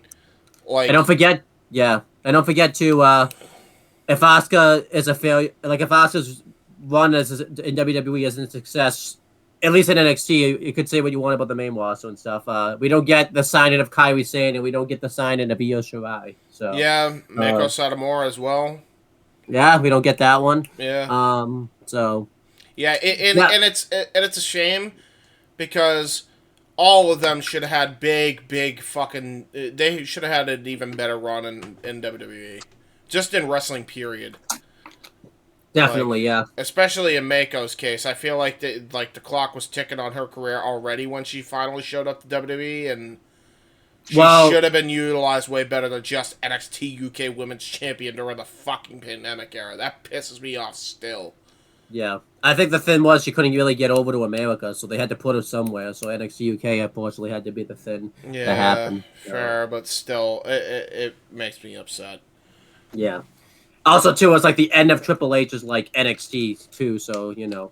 The hell happened there? You're like slapping yourself in the face, and then like there's a fucking fly flying around me, and I hate it. I want him gone. If I slap myself in the face, it's because he's like hovering around me, and I want to kill him. I don't even care if it lands on my face. But yeah, the finish of the match is Dana Brooke distracts the referee, and she hands her like some type of like belt or like some type of accessory. I don't know exactly what it was. And at first she tries to pull the Eddie Guerrero, where she throws the belt to Asuka, and she makes it look like Asuka hit her, but the ref catches it. He just goes to put the weapon outside the ring, and Emma tries to win with the roll up, but it's not successful. Asuka turns it into the Asuka lock, which was really cool. And then eventually Dana Brooke distracts the referee doing this, and then Asuka has to release the hold and take out Dana Brooke. And afterwards, Emma still tries to. She has the weapon in her hand, and Asuka hits a spinning high back kick to the back of Emma, and this causes the accessory to go into Emma's head also, and this causes Emma to lose. I like this a lot. I give this match. I thought this match was really good. I give it 3.5 stars. I thought this was I thought this was really enjoyable. I thought they made Asuka still look strong, and made Emma look strong in defeat.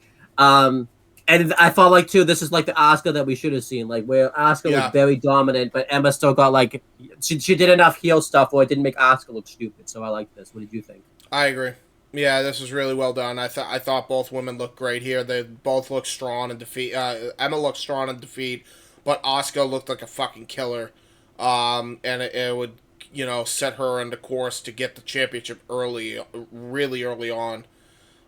So yeah, really, really well done there. I thought it was really well done. Yeah, good match. That's why I rate it so highly, because they really did some really good shit. Yeah.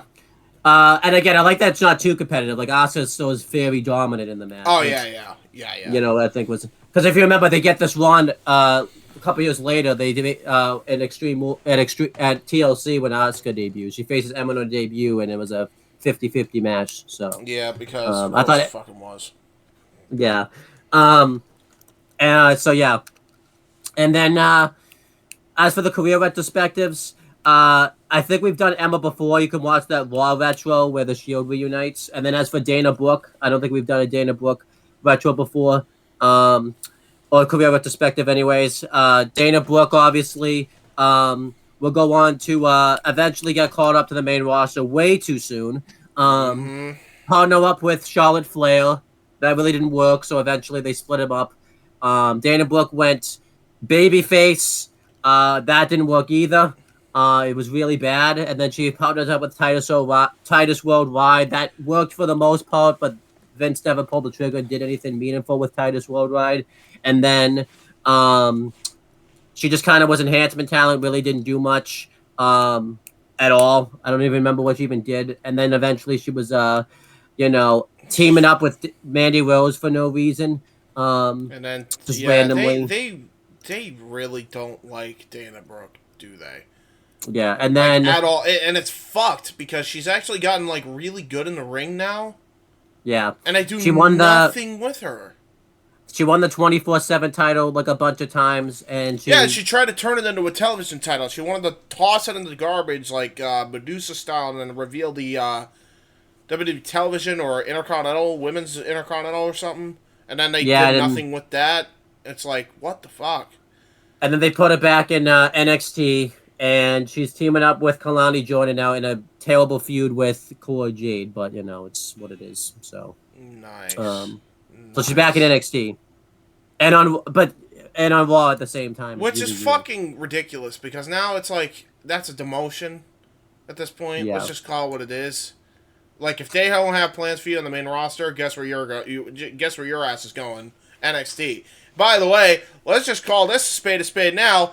Main reason they don't have anything for anybody, because the Bloodline storyline is going a bit too long, and they have nothing else for anybody else, because they want to have every segment feature the goddamn Bloodline. That's fair.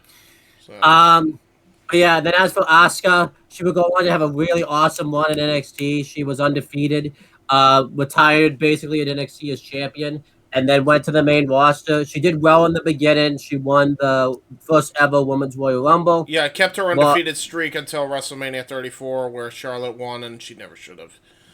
Yeah, and then her run was really bad on the main roster, and then eventually there was a glimmer of hope where it looked like it was going to be good when she won the SmackDown Women's title, then lost it randomly to Charlotte for no reason, and then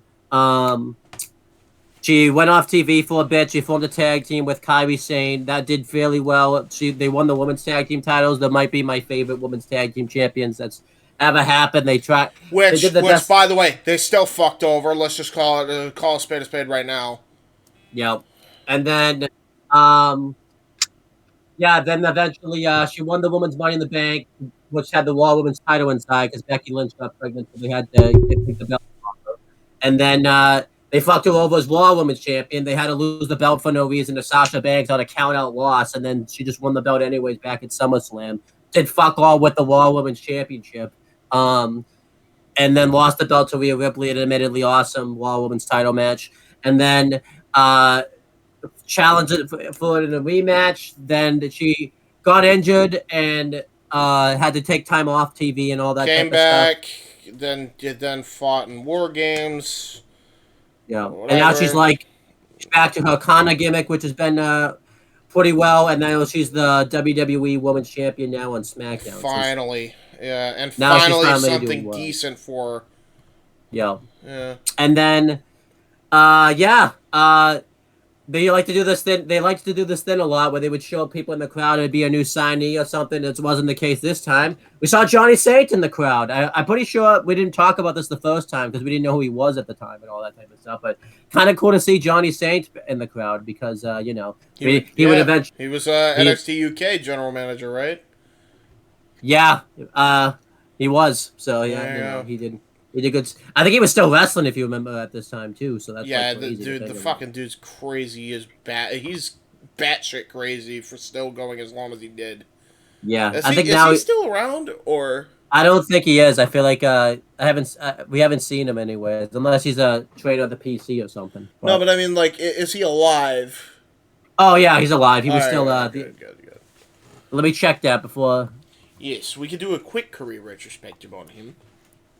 He would eventually become the NXT UK general. I misspelled his name. I wrote Johnny Stain. Woo! Johnny Stain. Yeah, he's still alive. I feel like you would have heard of Johnny Shit Stain. Wow. Yep. That's 82, that's his name. He's 82 years old. What the fuck? God damn it. And he survived COVID? What a G. Good for him. Yeah. Yeah, I don't know what. I think nowadays he's just kind of chilling. Like I wouldn't like blame him. He's probably like, yeah, fuck this. Yeah, he's just chilling. He probably was done the minute Shawn Michaels was fucking booking that shit to the ground. Yeah, that explains why you didn't see him that much. If you remember, it wasn't even him that booked that was on screen all the time. Shawn Michaels. No, it was Sid Scala, if you remember. That was Oh, on yes. screen. Sid Scala. I still get angry over that shit, man. Sid Scala and your fucking UK Heritage Cup bullshit. It's still playing in the show! Sorry. It is. Then we had the next match. It ended up being the sleeper match of the whole show. It was a NXT Tag Team title match. Yes. Gas and Dawson defending the tag titles against Enzo Amore and Colin Cassidy with Carmella inside. And yeah. Hold on. I gotta do it for the people. Hold on. You can do it for the people. Shit. I even got the perfect microphone for this. Hold on. Here we go. I'm gonna turn this down a little bit, though. My name is Enzo Amore, and I am a certified G and a bona fide stud, and you can't teach that. And this right here, this is Big Cass, and he's 7 foot tall, and you can't teach that. And this right here, this is Carmella, and she's hot as hell, and you can't teach that. Bada boom! Realest guys in the room, how you doing? Fucking still love that intro. I don't care. Fuck you all. I still like it too. Yeah. But yeah, so it's weird to say that this was the sleeper match at the time, because think about it now. Look at the talent that's in that match and all that type of stuff, especially the tag team. But if you remember, because Dash and Dawson was still a new team, so we didn't know how good this match was going to be and all that type of stuff. So this is really good. This is really good. But yeah, going through the reasoning, Dash and Dawson had just became a tag team. I think they started on the house shows as normal, and then eventually they brought it to TV. Originally, they were an enhancement team, and if you remember, from out of nowhere, they beat like the Hype Bros like randomly on TV, like out of nowhere, like it came all of a sudden. And then they just started. They did really well in the Dusty tag. They took Finn Balor and Samoa Joe to the limit. They beat the champions in the Dusty Rhodes Tag Team Classic. The thing that's so pissing me off to this day that wasn't on TV. If you remember, they just did it as a house show. And they just then on TV. And then they won the NXT Tag Titles from the Vaudevillains. Meanwhile, they were laying out Enzo and Cass left and right. They were just really destroying them. They do this thing where they added it to the Arsenal, where I believe it's I'm looking up the names because I'm used to the AEW names now. It's Dash that did the figure 4, and Dawson did the foot stomp off of the turnbuckle. They're very close to becoming the Mechanics. Yeah. You like that, which they fucking vehemently hated, by the way. Yeah. And then, so then Enzo and Cass wanted to challenge for the NXT tag titles, and that's why this match is happening here. Enzo and Cass, too, they do this good video package for them, where they, talk about how they were in NXT, if you think about it. Like, I think pretty much, not right when it started, but they were, like, one of the early NXT, like, success stories. Chris has talked about this, too. They were so over. If you think about it, they never really won many matches, but that's how over they were. Yeah, they didn't even need to, and they were still over. They were called up to the main roster. They were over as hell. They fucked it up because they... We'll talk about that. It's just like a whole podcast of how they fucked over those two. Yeah, like, but it's bullshit.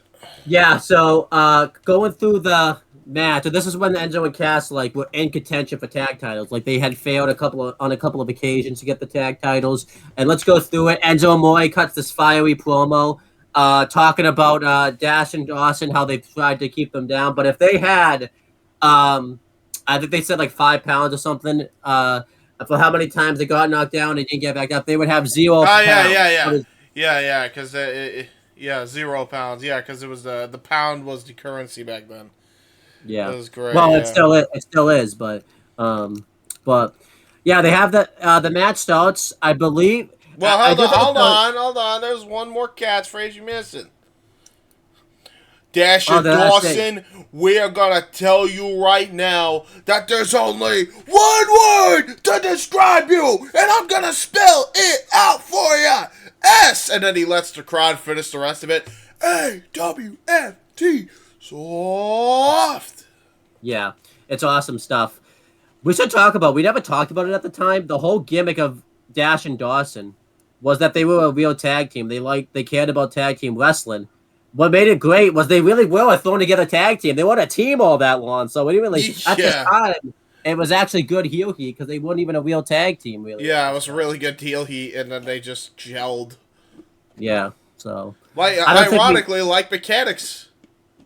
Yeah, so, it's almost like it was uncreative.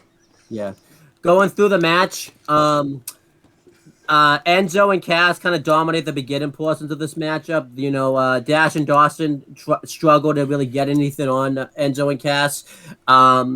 Eventually, I believe it's Dawson. He throws Enzo Amore, and he's actually able to properly take the bump that you talked about earlier, where he falls neck first onto the bottom rope.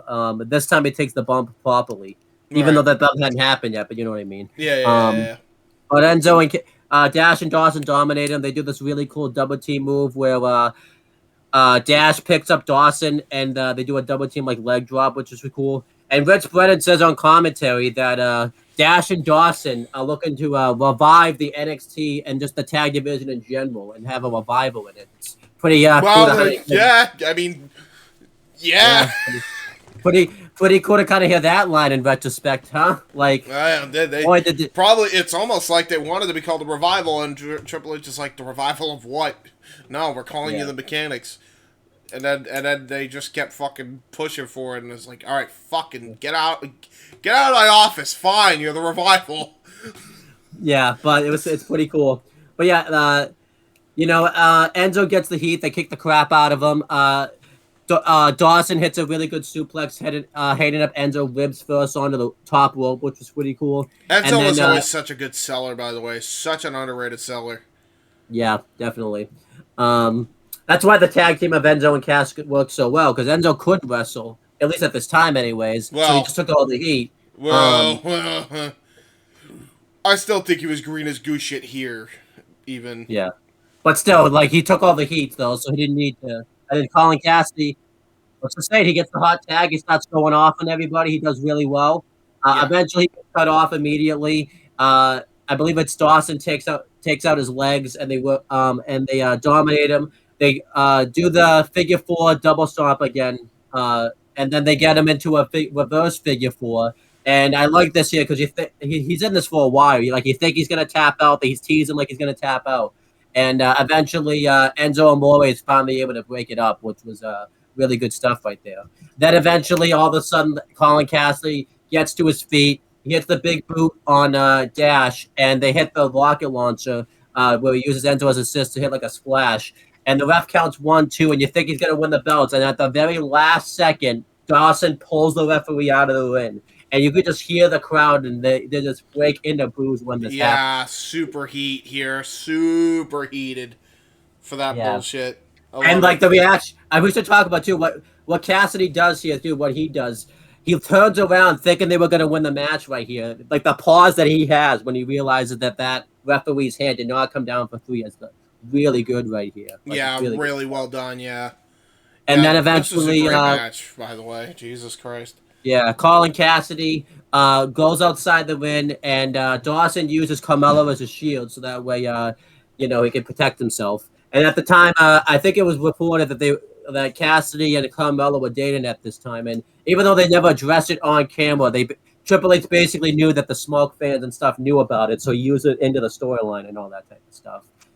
Yeah. And then eventually, this hesitates him long enough, and Dawson throws him head first into the post twice, and then they continue the match, and Enzo goes to go off the top turnbuckle, but he's not very successful, and Dawson hits a elevated flapjack, and it sends Enzo into a code breaker by Dash, and this is enough for them to get the victory. Yes. Very good match. The elevated code breaker would then be known as the Shatter Machine, which was their tag team finisher because they were known as the Mechanics, and that name would stick until they went into AEW. Then it was called the Big Rig, or no. No, yeah, Big Rig, yeah. It was a Big Rig, and then it was called... What the hell was it called? What the hell is it called now? It's the Shadow Machine again. They got the name back, so... Wait. But it was a name before Big Rig. It was a name before, in between that. A Midnight Hour? Would it be the Midnight Hour? Yeah, the Midnight Hour, yeah. No, that was New Days. That's New Days. It's the Midnight Express, I think. It's something like that. Oh, it might have been the Midnight Express. Was it? Yeah, probably Midnight Express. Yeah. Something Express. But yeah, this match was absolutely great here. I think the only gripe that people will probably make, like, maybe they should have gone with Enzo and Cass here, just give them a little bit of a reign here, which I can kind of understand that, because, they probably should have had at least one with the titles, but I can understand why they didn't go with, because Dash and Dawson just won the belts. It didn't make sense to take the titles off them here, and, I think they could have if they kept it on the Vaudevillains, but at the same time, it wouldn't have made sense. Yeah. So I get why they didn't, but yeah. Yeah. I liked this, though. I give this, 4 stars. This was a great match right here, and I thought everybody came out of this match looking good. What did you think? I agree. I give it a 4.25. I thought they did a hell of a job, considering that they were pretty limited only because Enzo was still kind of green. Man, you wouldn't have known this watching this match. Holy shit, They did great. Like, they made Enzo and Cass look like $1 million here. The crowd was super into them. And I think that just Revival shows you were like ultra heels. Yeah, that just shows you the talent of Dash and Dawson too. Think about it, they weren't even teaming really all that long, and they were able to carry Enzo and Cass, more specifically Enzo, to a great tag match. Yeah. And they weren't even teaming. They weren't even a team that long. Like, it's just insane. There's a reason. There's a reason that they're 8-time tag team champions. Like, they're all over the world. They're probably going to be 10-time by the time their career is over. Yeah. Seriously, but because they said this is their last run in the current contracts they signed, so like they're definitely gonna win 2 more sets of straps, I'm sure. Yeah, definitely. As for career retrospectives, they will continue this program. They actually got a main roster match on Roadblock, which was pretty cool. Even though the Roadblocks that we got is a great show, that it's like one of the best matches on that pay-per-view. So that's pretty cool. They got a pretty showcase match there. And then obviously the Revival would go on. I don't think we've done a career retrospective on the Revival before, so the Revival will go on to have classic tag matches all over the world. Like you said, win countless tag team titles, whether that's the SmackDown, Raw, IWGP Heavyweight, ROH, and the AAA and the AEW twice World Tag Team titles. And they just won. They went on a run. They've had fantastic feuds and matches with the Young Bucks, the Briscoes, DIY, the New Day. I would even say, New Day. Fucking. Believe it or not, matches. Red Dragon at one point, fucking from the Undisputed Era days. Yeah, you wouldn't think so, but Bobby Roode and Chad Gable. Yeah, that was a killer one. Yeah, they've had amazing matches, like to the point where they're timeless. Like, they're great, such great matches. You still got to see that fucking second Young Bucks FTR match live too. Damn it, god damn. Yeah, that was insane. Yeah, such a great match. I'm so happy I got to see that too. Yeah. Yeah. What a hell of a follow-up, man. Like, they're gonna do a third one. Like, everybody's so pissed that they're not doing a third one. It's like, why would they? Like, you could have that in your, like, fucking back pocket still and fucking just save that for later, man. The only way, maybe there's heat because obviously they're friends Yeah, with Punk, and I dude, don't know. FTR don't give a shit. They've made it very evidently clear that they are so sick of that drama. If which people misinterpret as that he's on Punk's side, no, he took nobody's side on that. Yeah. So many people misinterpret that shit. He is so sick to death of all of that. That's why he stopped this fucking podcast. Yeah. You fucking schmucks. Get a life. Oh, that's why I stopped this podcast. I thought a Yeah, lot because of people were sending him death threats over fucking opinions Oh, about okay. being sick of the drama. I thought he would stop this podcast because AEW told him to. I didn't realize that. No, was why. he stopped it because he was getting fucking. Talked about Yeah. it on open like that. I don't want to get into a rant. Fuck that. Yeah. Anyhow, next match, we had Baron Corbin versus Apollo Crews. This doesn't sound like a good match, but Oh my god, this was so good. In fact, I rated Yeah. this 4.25. Also, by the way, Yeah. I don't care. But You can fucking suck my dick if you don't think otherwise. This match was so good. Yeah, but going through the storyline, Apollo Crews had become the #1 contender in a battle royal for the belt by eliminating Corbin last. So during his title match, not Apollo Crews, Baron Corbin attacked Apollo Crews and completely destroyed him, costing him the championship. So Apollo Crews was looking for revenge, and this is kind of like one of the few times you actually see Apollo Crews like show some fire and some character here was when he's going after Baron Corbin. If you remember, there's that segment on NXT where he just destroys Baron Corbin and talks about how he's gonna attack him for costing him the NXT title and all that stuff. It's really good stuff by Apollo Crews. This might be the, other than maybe this might be the best one he's probably ever had in his career was this NXT one he had before he got called up to the main roster. Yeah, yeah. I mean, you arguably you could say because it was such a short run because Yeah, theme of this fucking show he got called up way too fucking soon. I know you're gonna think that when he turned into the Nigerian heel, that took place during the pandemics. Most of that. It did, but I think it still would have been over. It would have been over Yeah. regardless. He would have got people were into that. I was Yeah. into it, so I was cool with that. They fucking killed that off way too fucking quick. By the way, goddamn. Yeah. But Apollo Crews and Baron Corbin, they were kind of the tale of two wrestling stories where Baron Corbin just immediately got signed to the WWE and he didn't have to work for it. Well, Apollo Crews had to dedicate his life to it, so it was kind of a mixture of the two worlds going at it. This is what a lot of people forget. I mean, obviously we're seeing this now, but Baron Corbin was like really good. He really stood out in NXT at this time because he was like the only one at this time that wasn't like an indie signee and all that type of stuff. Like Yeah. he really stood out in NXT, and they embraced it, by the way, too. They talked about how he was looking to go after all these indie guys and all that type of stuff, and it was working for him. It was such good fucking heat. It was the whole story of this match. Like, And remember, fucking Apollo Crews is the prodigy child. Meanwhile, he's the black sheep, and he likes it that way, and he wants to fucking prove that these guys don't belong. It's wrestling 101. Yeah. If you remember, too, Baron Corbin originally was a babyface, but he was getting such heat. Triple H changed plans and turned him. He basically did the opposite of what he did with American Alpha and turned Baron Corbin heel. Yeah, exactly, yeah. And this was at a time, if you remember, too, where, like, Triple H was listening to the audience. Like, meanwhile, the top guy, Roman Reigns, everyone wanted him to go heel, and Vince wouldn't turn him heel. But Triple H did the opposite, if you think about it. He did the opposite. So.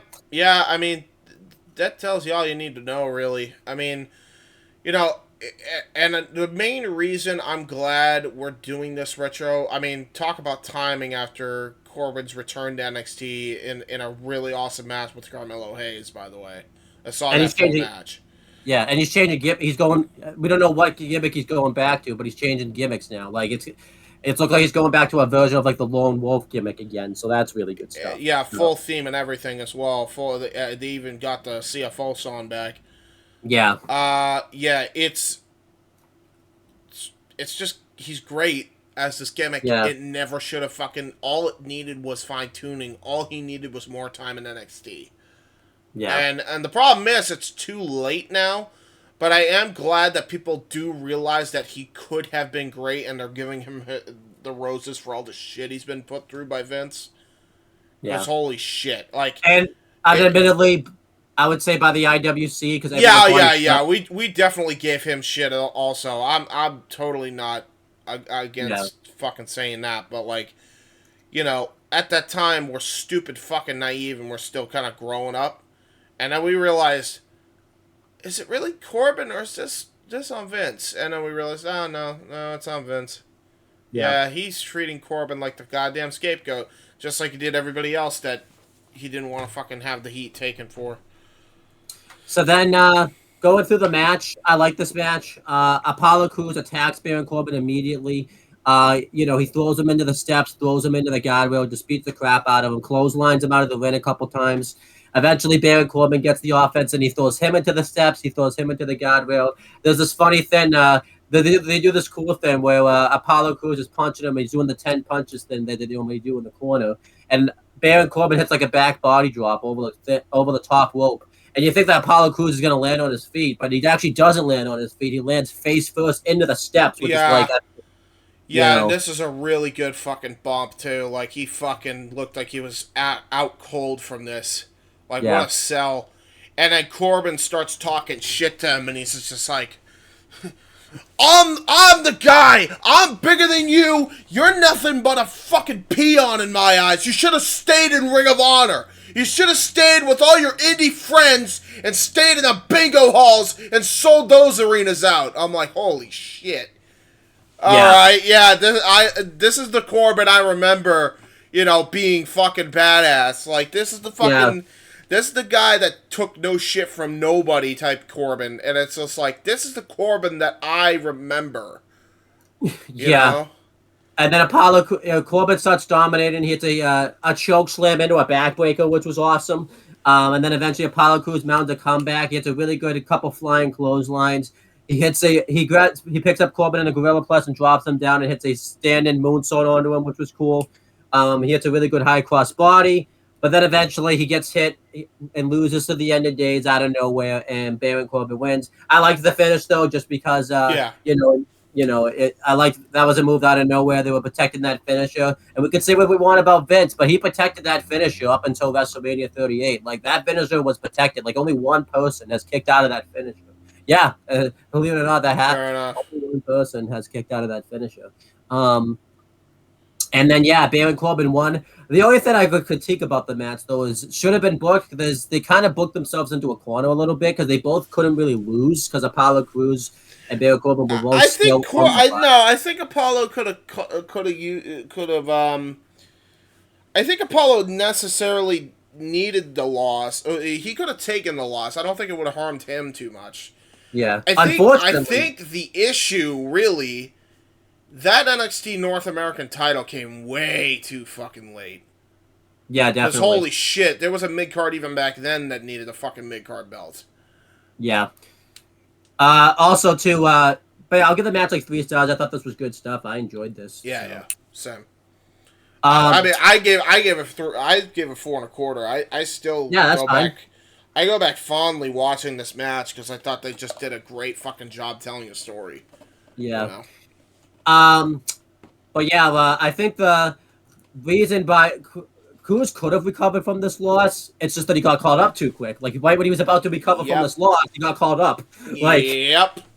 Because he had, one more NXT tag title match, and then he lost it, and then they fucking shook hands, and then off he went, right? Yeah, he started reestablishing himself again. I think he had, if you remember, he has a classic match with Gargano right before Gargano signs a full-time contract. And then didn't he fight Sami Zayn before the fucking Nakamura match as well? No, he never did. Or no, okay, so that was Bálor. It was Bálor that he was fighting then. He fought Oney Lorcan in Oney Lorcan's first NXT match, if you remember. I don't think he was Oney Lorcan. Right, yeah. And then he was Biff Busick. Yeah, at the NXT, he wasn't Biff Busick. I think he was like Christopher Gerard or something. They tried that name out, and that didn't work. So,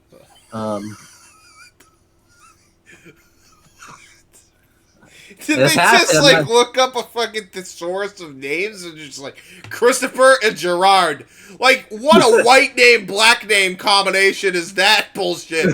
Christopher Gerard. What? This happened. I'm not making this up. What the fuck did they think when they first came in? Oh, you have a beard and you're bald and you look like you have a tan. You must be a Muslim. Christopher Gerard. What the fuck? And then Crews fought. Oh my god! I'm so glad they didn't. Only Lorcan actually sounds better in comparison to fucking Christopher Gerard. Yeah. Is that But what it then, is? Jalad? It was Javad, I think. Gerard. Let me make sure I'm right before, Christopher Gerard. I don't. It might not be here though. Let me make sure that's right. That's so but then, fucked. What but then the Cruz. fuck? But then his last match in NXT, he fought Elias Sampson at technically on the dark match of Dallas, and then he got caught up with. I think he had like a few more matches in NXT. He had he had the one match with Joe. He was probably gonna face Joe for the belt, but then obviously because his call up was so rushed and all that type of stuff. Yeah, so it's what it is. Yep. I'm trying to look up his. Yeah, they don't tell you. They don't tell you what his name was. So We don't need to go. Yeah. Yeah. So Christopher Gerard. We'll just stick with it because that's so fucking ridiculous, dude. What But the yeah, fuck? Maybe he is Apollo- Muslim. I mean, if he is, cool. But that's so like you could tell they were like, okay, so you're Muslim and you're white. Okay, we're gonna go with Christopher Gerard. I wouldn't be surprised if they went with that. Honestly, honest to God.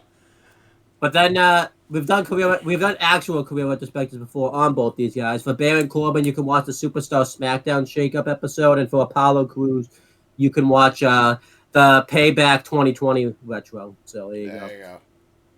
It shows a video package of Sami Zayn hyping up his return, which we already covered.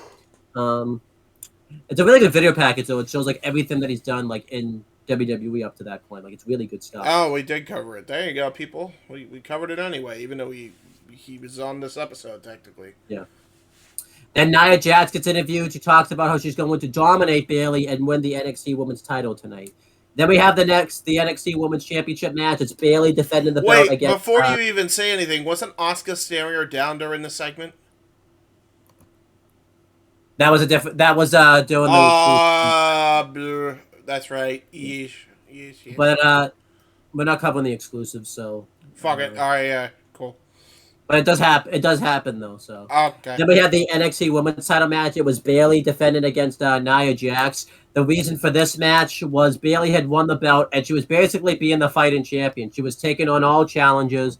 Meanwhile, Nia Jax had debuted not long before this, Nia Jax had been destroying the roster. She was a tag team with Eva Marie, and Nia Jax completely wiped out Bayley. She had there's this cool thing backstage where she threw Bayley through a door. That was pretty cool. And then Rampage Jackson is calling.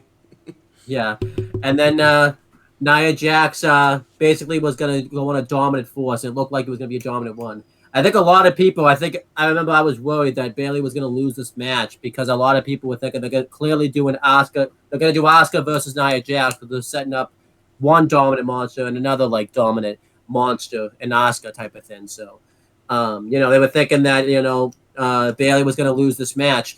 They kind of had to throw this match together quick because this, like we said, this probably would have been Becky Lynch's spot had she not got caught up abruptly, but they had to kind of scramble. Had Stephanie McMahon not been like, "You are the reason for the evolution, so here are all these women."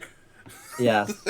Did you ever watch that list of Adam Blanc play where he mentions like, "Oh, there's this evolution going on. You guys are being held back," and there's a funny thing where he says, "Well, who's holding them back?" So it's really funny. He says, "Yeah, yeah, you guys are being held back." Well, by who? That's not important. But you're being held back, and no more will you be held back. And then they still will held back for a while. For what, like a few months? Yeah, for like months. They kept doing 6-man, 9-woman tags. It was awful. There was a Survivor Series match with this bullshit that nobody cared about. They had a fucking pop song. I think they had like one of the Total Diva soundtrack songs to fucking as the promo package for the fucking Survivor Series match. It sucked a bag of dicks. Actually, no. It was women. A bag of vaginas, I guess. I don't know. I don't know if you sucked those, though. Yeah. Sure. Okay. I'm just saying. Okay. I'm just saying. Right. I'm just saying. Anyhow, continuing. You're gonna be showing that to the boys later. Hey, you asked the question. I provided the answer. I didn't really ask. I was making a statement. I don't know if you could say that. Well, listen. I may be a virgin, but there is a lot of education online about this shit. Okay, I'm just saying. I'm just saying. I don't do that. I don't think I do that education because I'd rather not have my computer get viruses. That's so. Well, I don't use a computer. That's why you don't use a computer. Anyway, well, your phone can get viruses too. So yeah, only to a point. He'll be fine. Anyhow, yeah, continuing. Yeah, we had this match here. So I remember at this time, I don't think we liked this match very much. If you remember, like it was kind of like whatever. But you watch it back. Maybe because too when we watched it live, we were thinking Nia Jax was going to win the belt. So we were like getting scared. They essentially pulled a Brock Lesnar versus John Cena here, from Extreme Rules 2014. Except this time it was good. Like that's the best way to describe it. Pretty much, yeah. Is there anything else to say? 3 stars. Move on. Good shit. Good. I actually gave it 4. I liked the resiliency of Bayley here and stuff, and how they made it look strong. I also like the struggle with the guillotine lock, where Bayley kept locking it in like 3 times, and eventually Nia Jax had no choice but to tap out and all that type of stuff. Like this really made Bayley look like a resilient babyface. That's and all that stuff. So I liked this. Yeah, good match. Good match. I liked the fact that she was just a rabid dog, just going for that guillotine for the ending spot. Crowd was super into Bayley, by the way. Crowd's chant at one point was, "Hey, Bayley! Ooh, I want to know if you'll be my girl." And that's still over anytime Bayley wrestles in the UK. Dude, to this day, dude. That chant still hasn't gone away. Yeah, that's really good stuff. It was like they should have put on a fucking show. Oh, wait, they did. There's a reason. Yeah. Oh, yeah, I liked this. We've done career retrospectives before on these people, so we don't need to do it again. Yeah, I will always say, though, my hole! I don't blame you. Can we also talk about, because there is one thing I do want to say. This is why I rate it 3 stars, okay? Okay. And it's always been an issue with me. Don't do shit you don't know how to do. Don't do it, baby. As Dusty Rhodes would say. Every time she'd go for this fucking leg drop, no elevation. Not a single bit of elevation. And it wasn't like one of those things where you were trying to go for like the snap leg drop. No, I've seen snap leg drops. You can do a snap leg drop and it looks good. No, she was trying to do the guillotine Hogan leg drop, and it looked like she did like a slight bunny hop every fucking time. Every time. Dude, it's just don't do the leg drop. Yeah.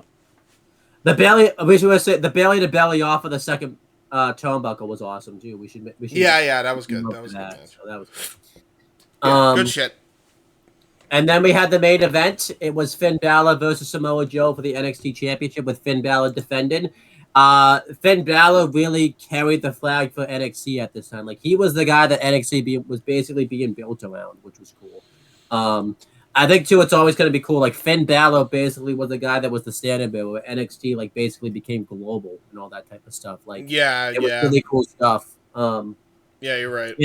He's the first champion I think that won the belt outside of America. So, oh yeah, because he won in Japan and stuff, and he won it. He's the first. He main evented the first show when they were outside of what was it called at the time? The fucking it was the Japan show. Full Sail. Yeah, it was Full Sail. He main evented the first show there. It was an NXT match, and it was a WWE house show, and he beat Kevin Owens on that Japan house show, right? They said it was a house show, but it was a fucking pay-per-view event. Essentially, what it was. Yeah. And we had this match here, and it was fire. So this is so good. By the way, 5 all day. This match fucking ruled. Like, I love this match. Finn Balor and Samoa Joe.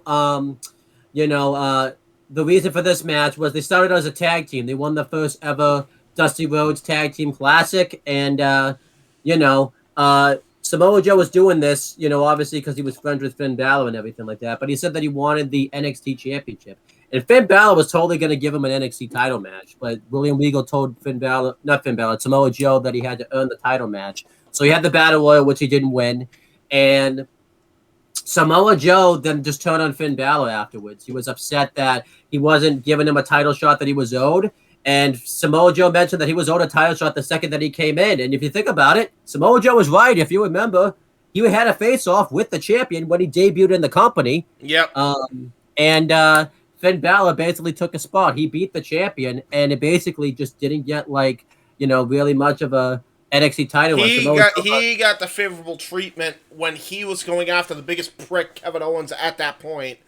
And then he never got his justification and that match ended in a count out between Joe and Owens. And they never had a rematch. Yeah, it was a really good story here. Like, they did really good with it. I feel like, too, because they had to make the storyline make sense. Because Kevin Owens, I wouldn't say he really got caught abruptly. But obviously, because Kevin Owens, Yeah, I don't think it's one of those situations where it was one of the... right. Let's put it like this, right? Kevin Owens, he didn't get called up too soon.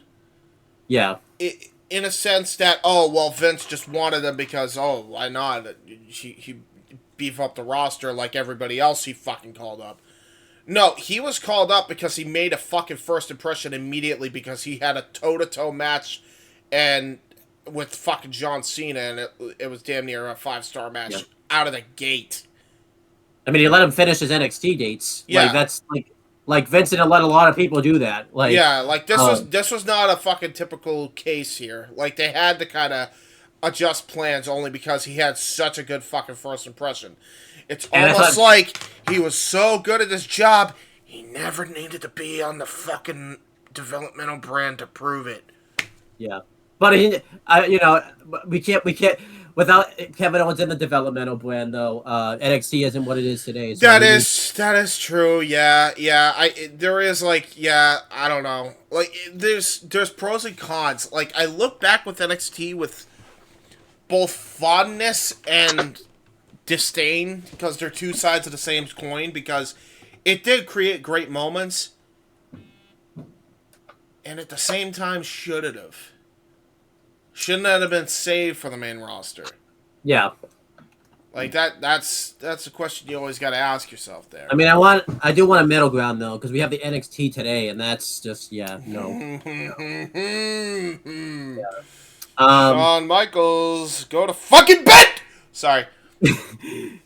Yeah, I don't think you saw. I told Vince to go to bed one time, so I did. I told him I just say go to bed. That's all. Yeah. Just take a very not even a permanent nap, like an actual nap. I ain't talking about. I don't want him dead. He's a human being. He's cool. All right, but take a fucking nap, please. Take naps. Go back to the hunting range. Whatever you want to do. Go back into retirement. Yeah. Okay. Please. But anyhow, what I liked about this feud is because WWE never told these storylines well. You're used to Vince's stuff where the heel's in the one. You could believe both these guys are in the right here if you think about it. Yeah, Samoa Joe's in the right and Finn Balor's in the right because Finn Balor trusted Samoa Joe. He was his friend, and he just went and turned his back on him and all that type of stuff. And in reality, Joe was only getting close to him because he was trying to get the shot at the fucking title to begin with. That's all he cared about. Yeah. And to be real, yeah, fucking A. Yeah. It's just Samoa Joe's, he's the heel because he's being a dick about it type of thing. So it makes sense. Samoa Joe is a monster, as he claimed. By the way, if you realize this is kind of Regal's fault, if he just let the title match happen, Joe would have never had to turn heel. Regal's basically the one that started all of this. Because Regal likes controversy and he knows it creates cash, so he decided to make it intriguing. Yeah. So he was being smart. I'm wondering kayfabe if that's what Regal knew. If Regal knew what he was doing there, then if type of thing. Yeah, of course he did. Bro, this is the same dude who betrayed the Blackpool Combat Club to fucking give the belt to MJF. Who you kidding? That's true. He knew where the ticket lied. Yeah. Well, then he opted out though. So he did opt. Well, no, MJF opted him out in kayfabe. In kayfabe. But in reality, he was getting paid by both companies for an entire month. Yeah. So it's pretty. You realize he should have waited a couple months, by the way, because if he didn't opt out, if he opted out and then Vince was paying back. Oh my. Hey, Vince. Hey, Regal. How's that WWE treating you? I mean, Well, he's working with Triple H. Is he? Yeah, that won't last long. But anyhow, going through this match, Finn Balor comes out with the demon gimmick, and he comes out as Jack the Ripper, which I think is really cool. You know, it fit the, you know. Yeah, he was super over here in London, by the way. Oh my god!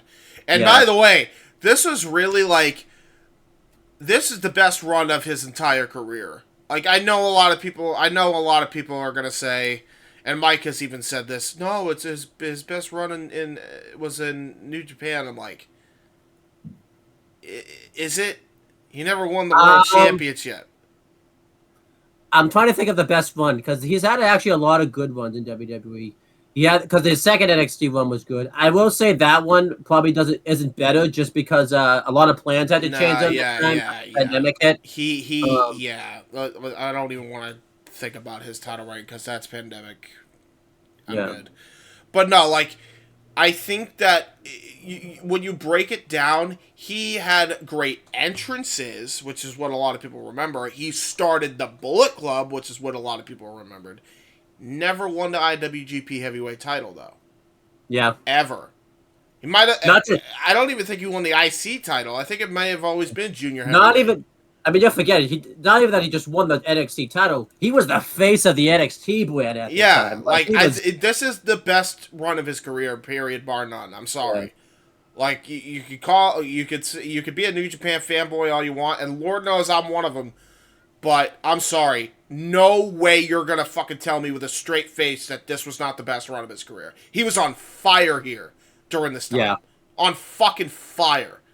And went up until, by the way, like, he tore his pec at SummerSlam. Like, that one went all the way up till that. Won a world championship out of it. That's how on fire he was. Come on. Not even that. He won a 4-way match on Raw in his debut, and he beat Roman Reigns at his first match in the main roster.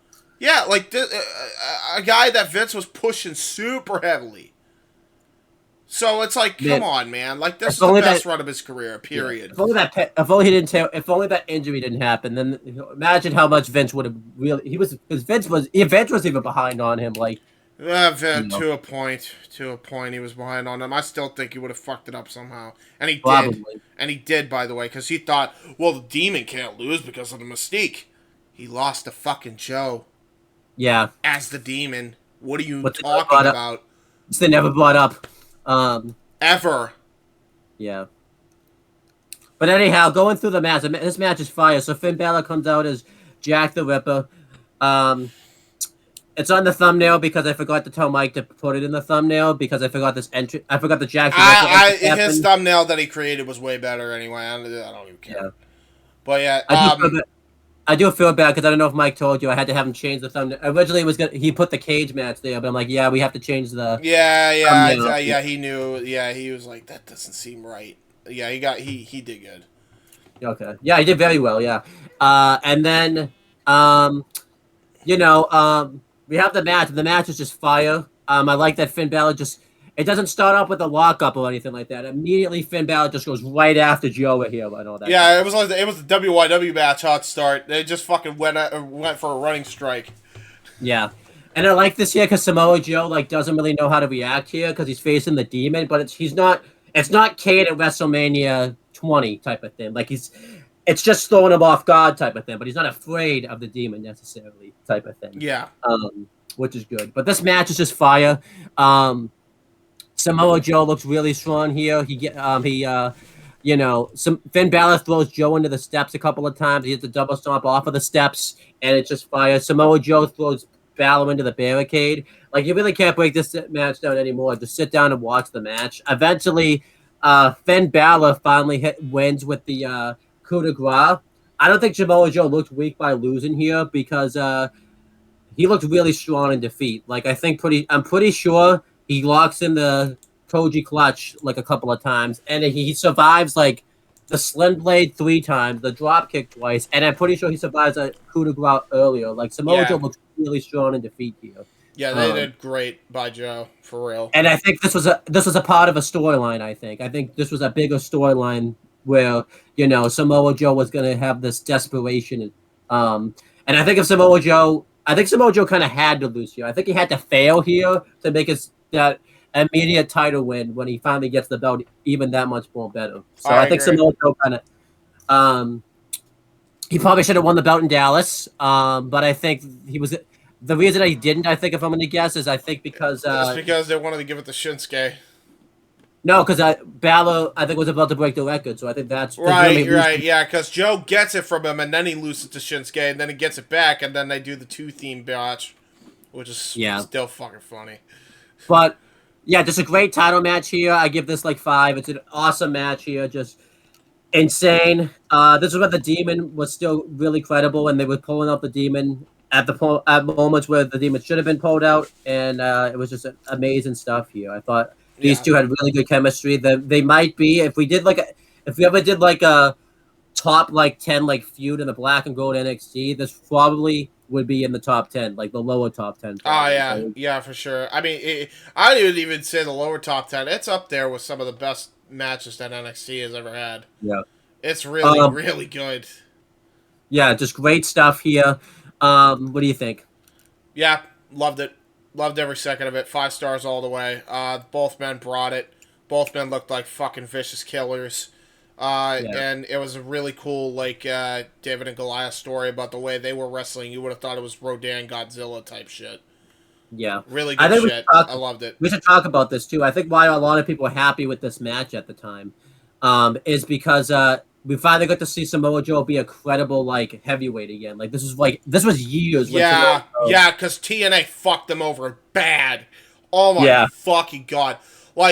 For those who don't understand how badly they bungled Joe, Joe was the hottest act in TNA for years when he first debuted, all the way up until he won the world title in 2008. And you could even argue they kind of started screwing the pooch a little bit early on because he probably should have been an angle in 2007, right? Yeah. When all the gold was on the line, when Russo booked that stupid fucking match with all the gold on the line, but I digress.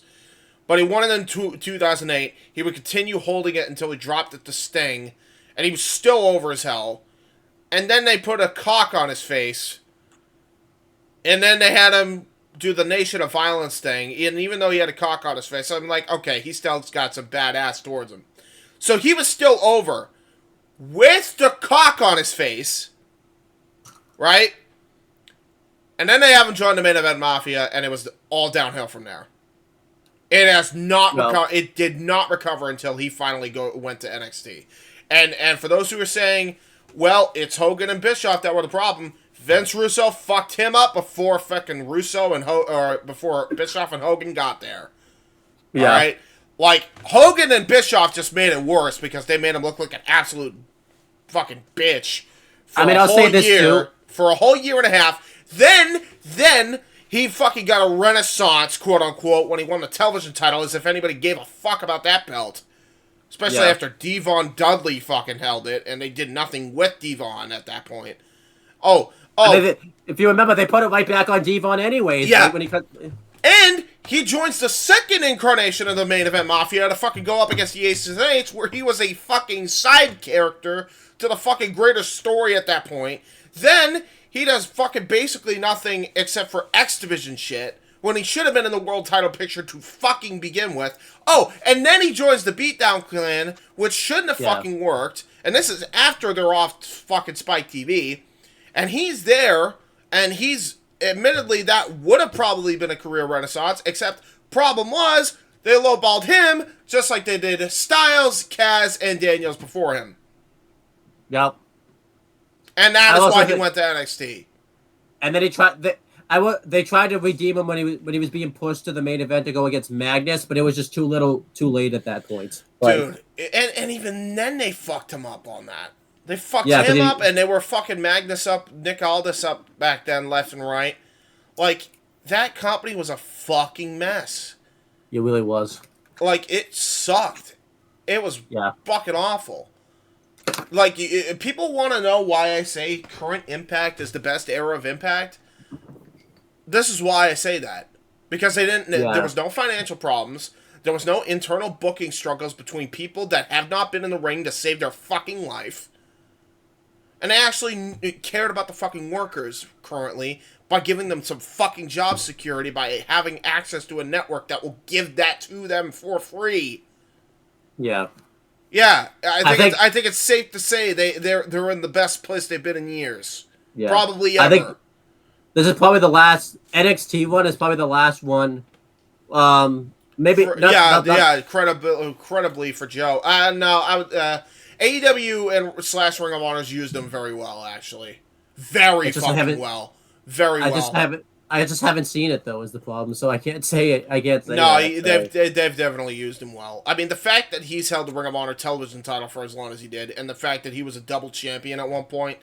Yeah, I think they've definitely helped him out there. WWE main roster fucked up his NXT push so bad.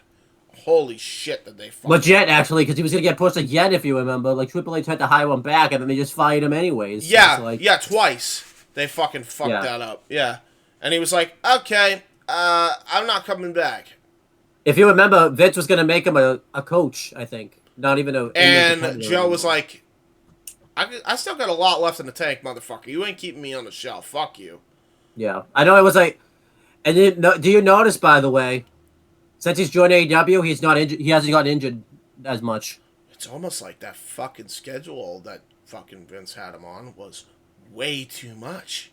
Yeah.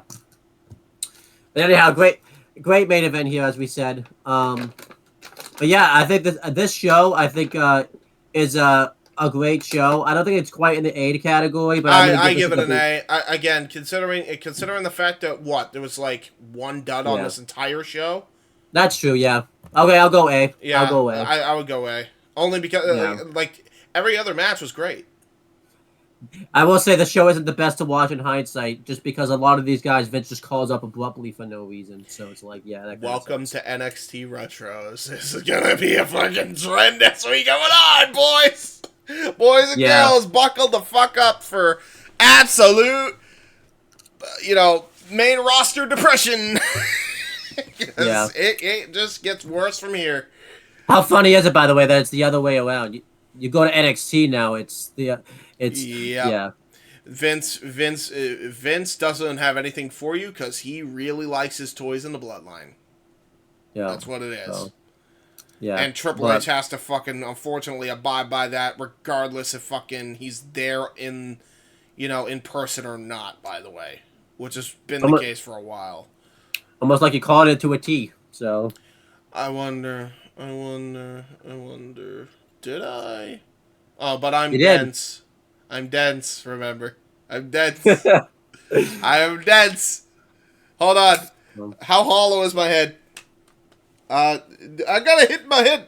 Am I dense? No, that kind of worked. I like how you hit your head. That's awesome. Like that's. Am I dense? You just hit my head. You just hit me, and I just hit the car with my head. So, what do you want to do plug-wise? This isn't going to be out. This isn't going to be out for a couple weeks. I don't know what to plug. Like, just should we just say check out what's ever on the channels type of thing? Because, like, this is going to be by the time really like this is going to be out in like a couple of weeks. So, I'll be. You know what? Here, I'll make it easy for everyone. If you want a main hub for all of our shit on FTW Productions, go to youtube.com/@ FTW Productions Main. And there you go. We're all there. All of our channels are the first thing you see. You can click on them. They're all there. Go check out our shit. Go check out that content. Go check out our friends from FTW Productions, which includes Jeff Beats Network, which includes Rain Scoops, which includes RVD Tito for Life. Hey, check them all out. Check all of our friends and give them all the support and tell them FTW sent you. There you go. That did it. There you go. And, I don't know. That's really it. I don't know what else we can fucking plug, so there you go. Play video games and watch wrestling and watch movies and just enjoy life. Yeah, by the time you see this, you only have 2 weeks of summer left. So, like, enjoy it. Like you know, go in the pool, go in the. It won't be that long. It will probably be like the first week of August. So yeah, you'll have like 4 weeks at most. Go in the pool. Go in the pool. I'm going in the pool tomorrow. After we record this, I'm gonna have a good time in the pool. It's gonna be fun. I'm gonna do a cannonball. Do a cannonball off of the roof of your house into the pool. If it's a deep end type of pool, it's like, you know. I think that's very, very dangerous because that's if you undershoot that, you're cracking your head off concrete. Owen. Stop telling them that. Don't do that. I never said how high the roof was and how far the roof was. So. Don't. Yeah. Well, okay. If the roof was any higher, that you're fucking smashing your spleen into the fucking pool. What do you mean? That's how gravity works. Stop it. I don't know what life is anymore. Like, I don't know what life is. Don't try that at home. He doesn't know. Go to somebody else's house. Go to somebody else's house then. What? Oh yeah. Try this out. So try it at somebody else's home. Oh, you're a dick. That's a bitch. Oh fuck! I hate to see what you has been doing at Chris Dodd's house, man. What the fuck you be doing? You jumping off that roof and fucking doing swanton bombs? Actually, we watched Money in the Bank the whole time, so it's like you didn't do any of that stuff. Like, okay. I think I went in the pool for maybe an hour and a half. I see. And I did some strokes. That doesn't sound right, bro. Like some swimming strokes. I swam back and forth. No, I know. You gotta word it like that next time. You gotta word it like that. You didn't want to. You do it. Okay, I see. It wasn't that I knew it. I was just too lazy to do the whole thing. I see. Well, anyway, do your fucking catchphrase. We're just fucking rambling at the goddamn point. Yeah. Thank you guys for watching or listening to this video, depending on what you did. Maybe you were playing the Switch. Or maybe you're doing a cannonball on the roof of your pool while you were listening to the podcast. Well, if you're gonna don't do that if you're gonna be listening to this podcast, because then you'll miss stuff. So that's true. I mean, yeah, that's fair. But anyhow, since this is being recorded in the past, we will talk to you guys in the future. Yeah, there you go. There you go. Bye! We doing all the classics, you heard it, then I grabbed it. Flow like Method Man, then run like I'm Rabbit. Soon as I hear the bass line, it be my FaceTime. Music's in my veins, so just in case I'm without my iPod or a media player, I'll check my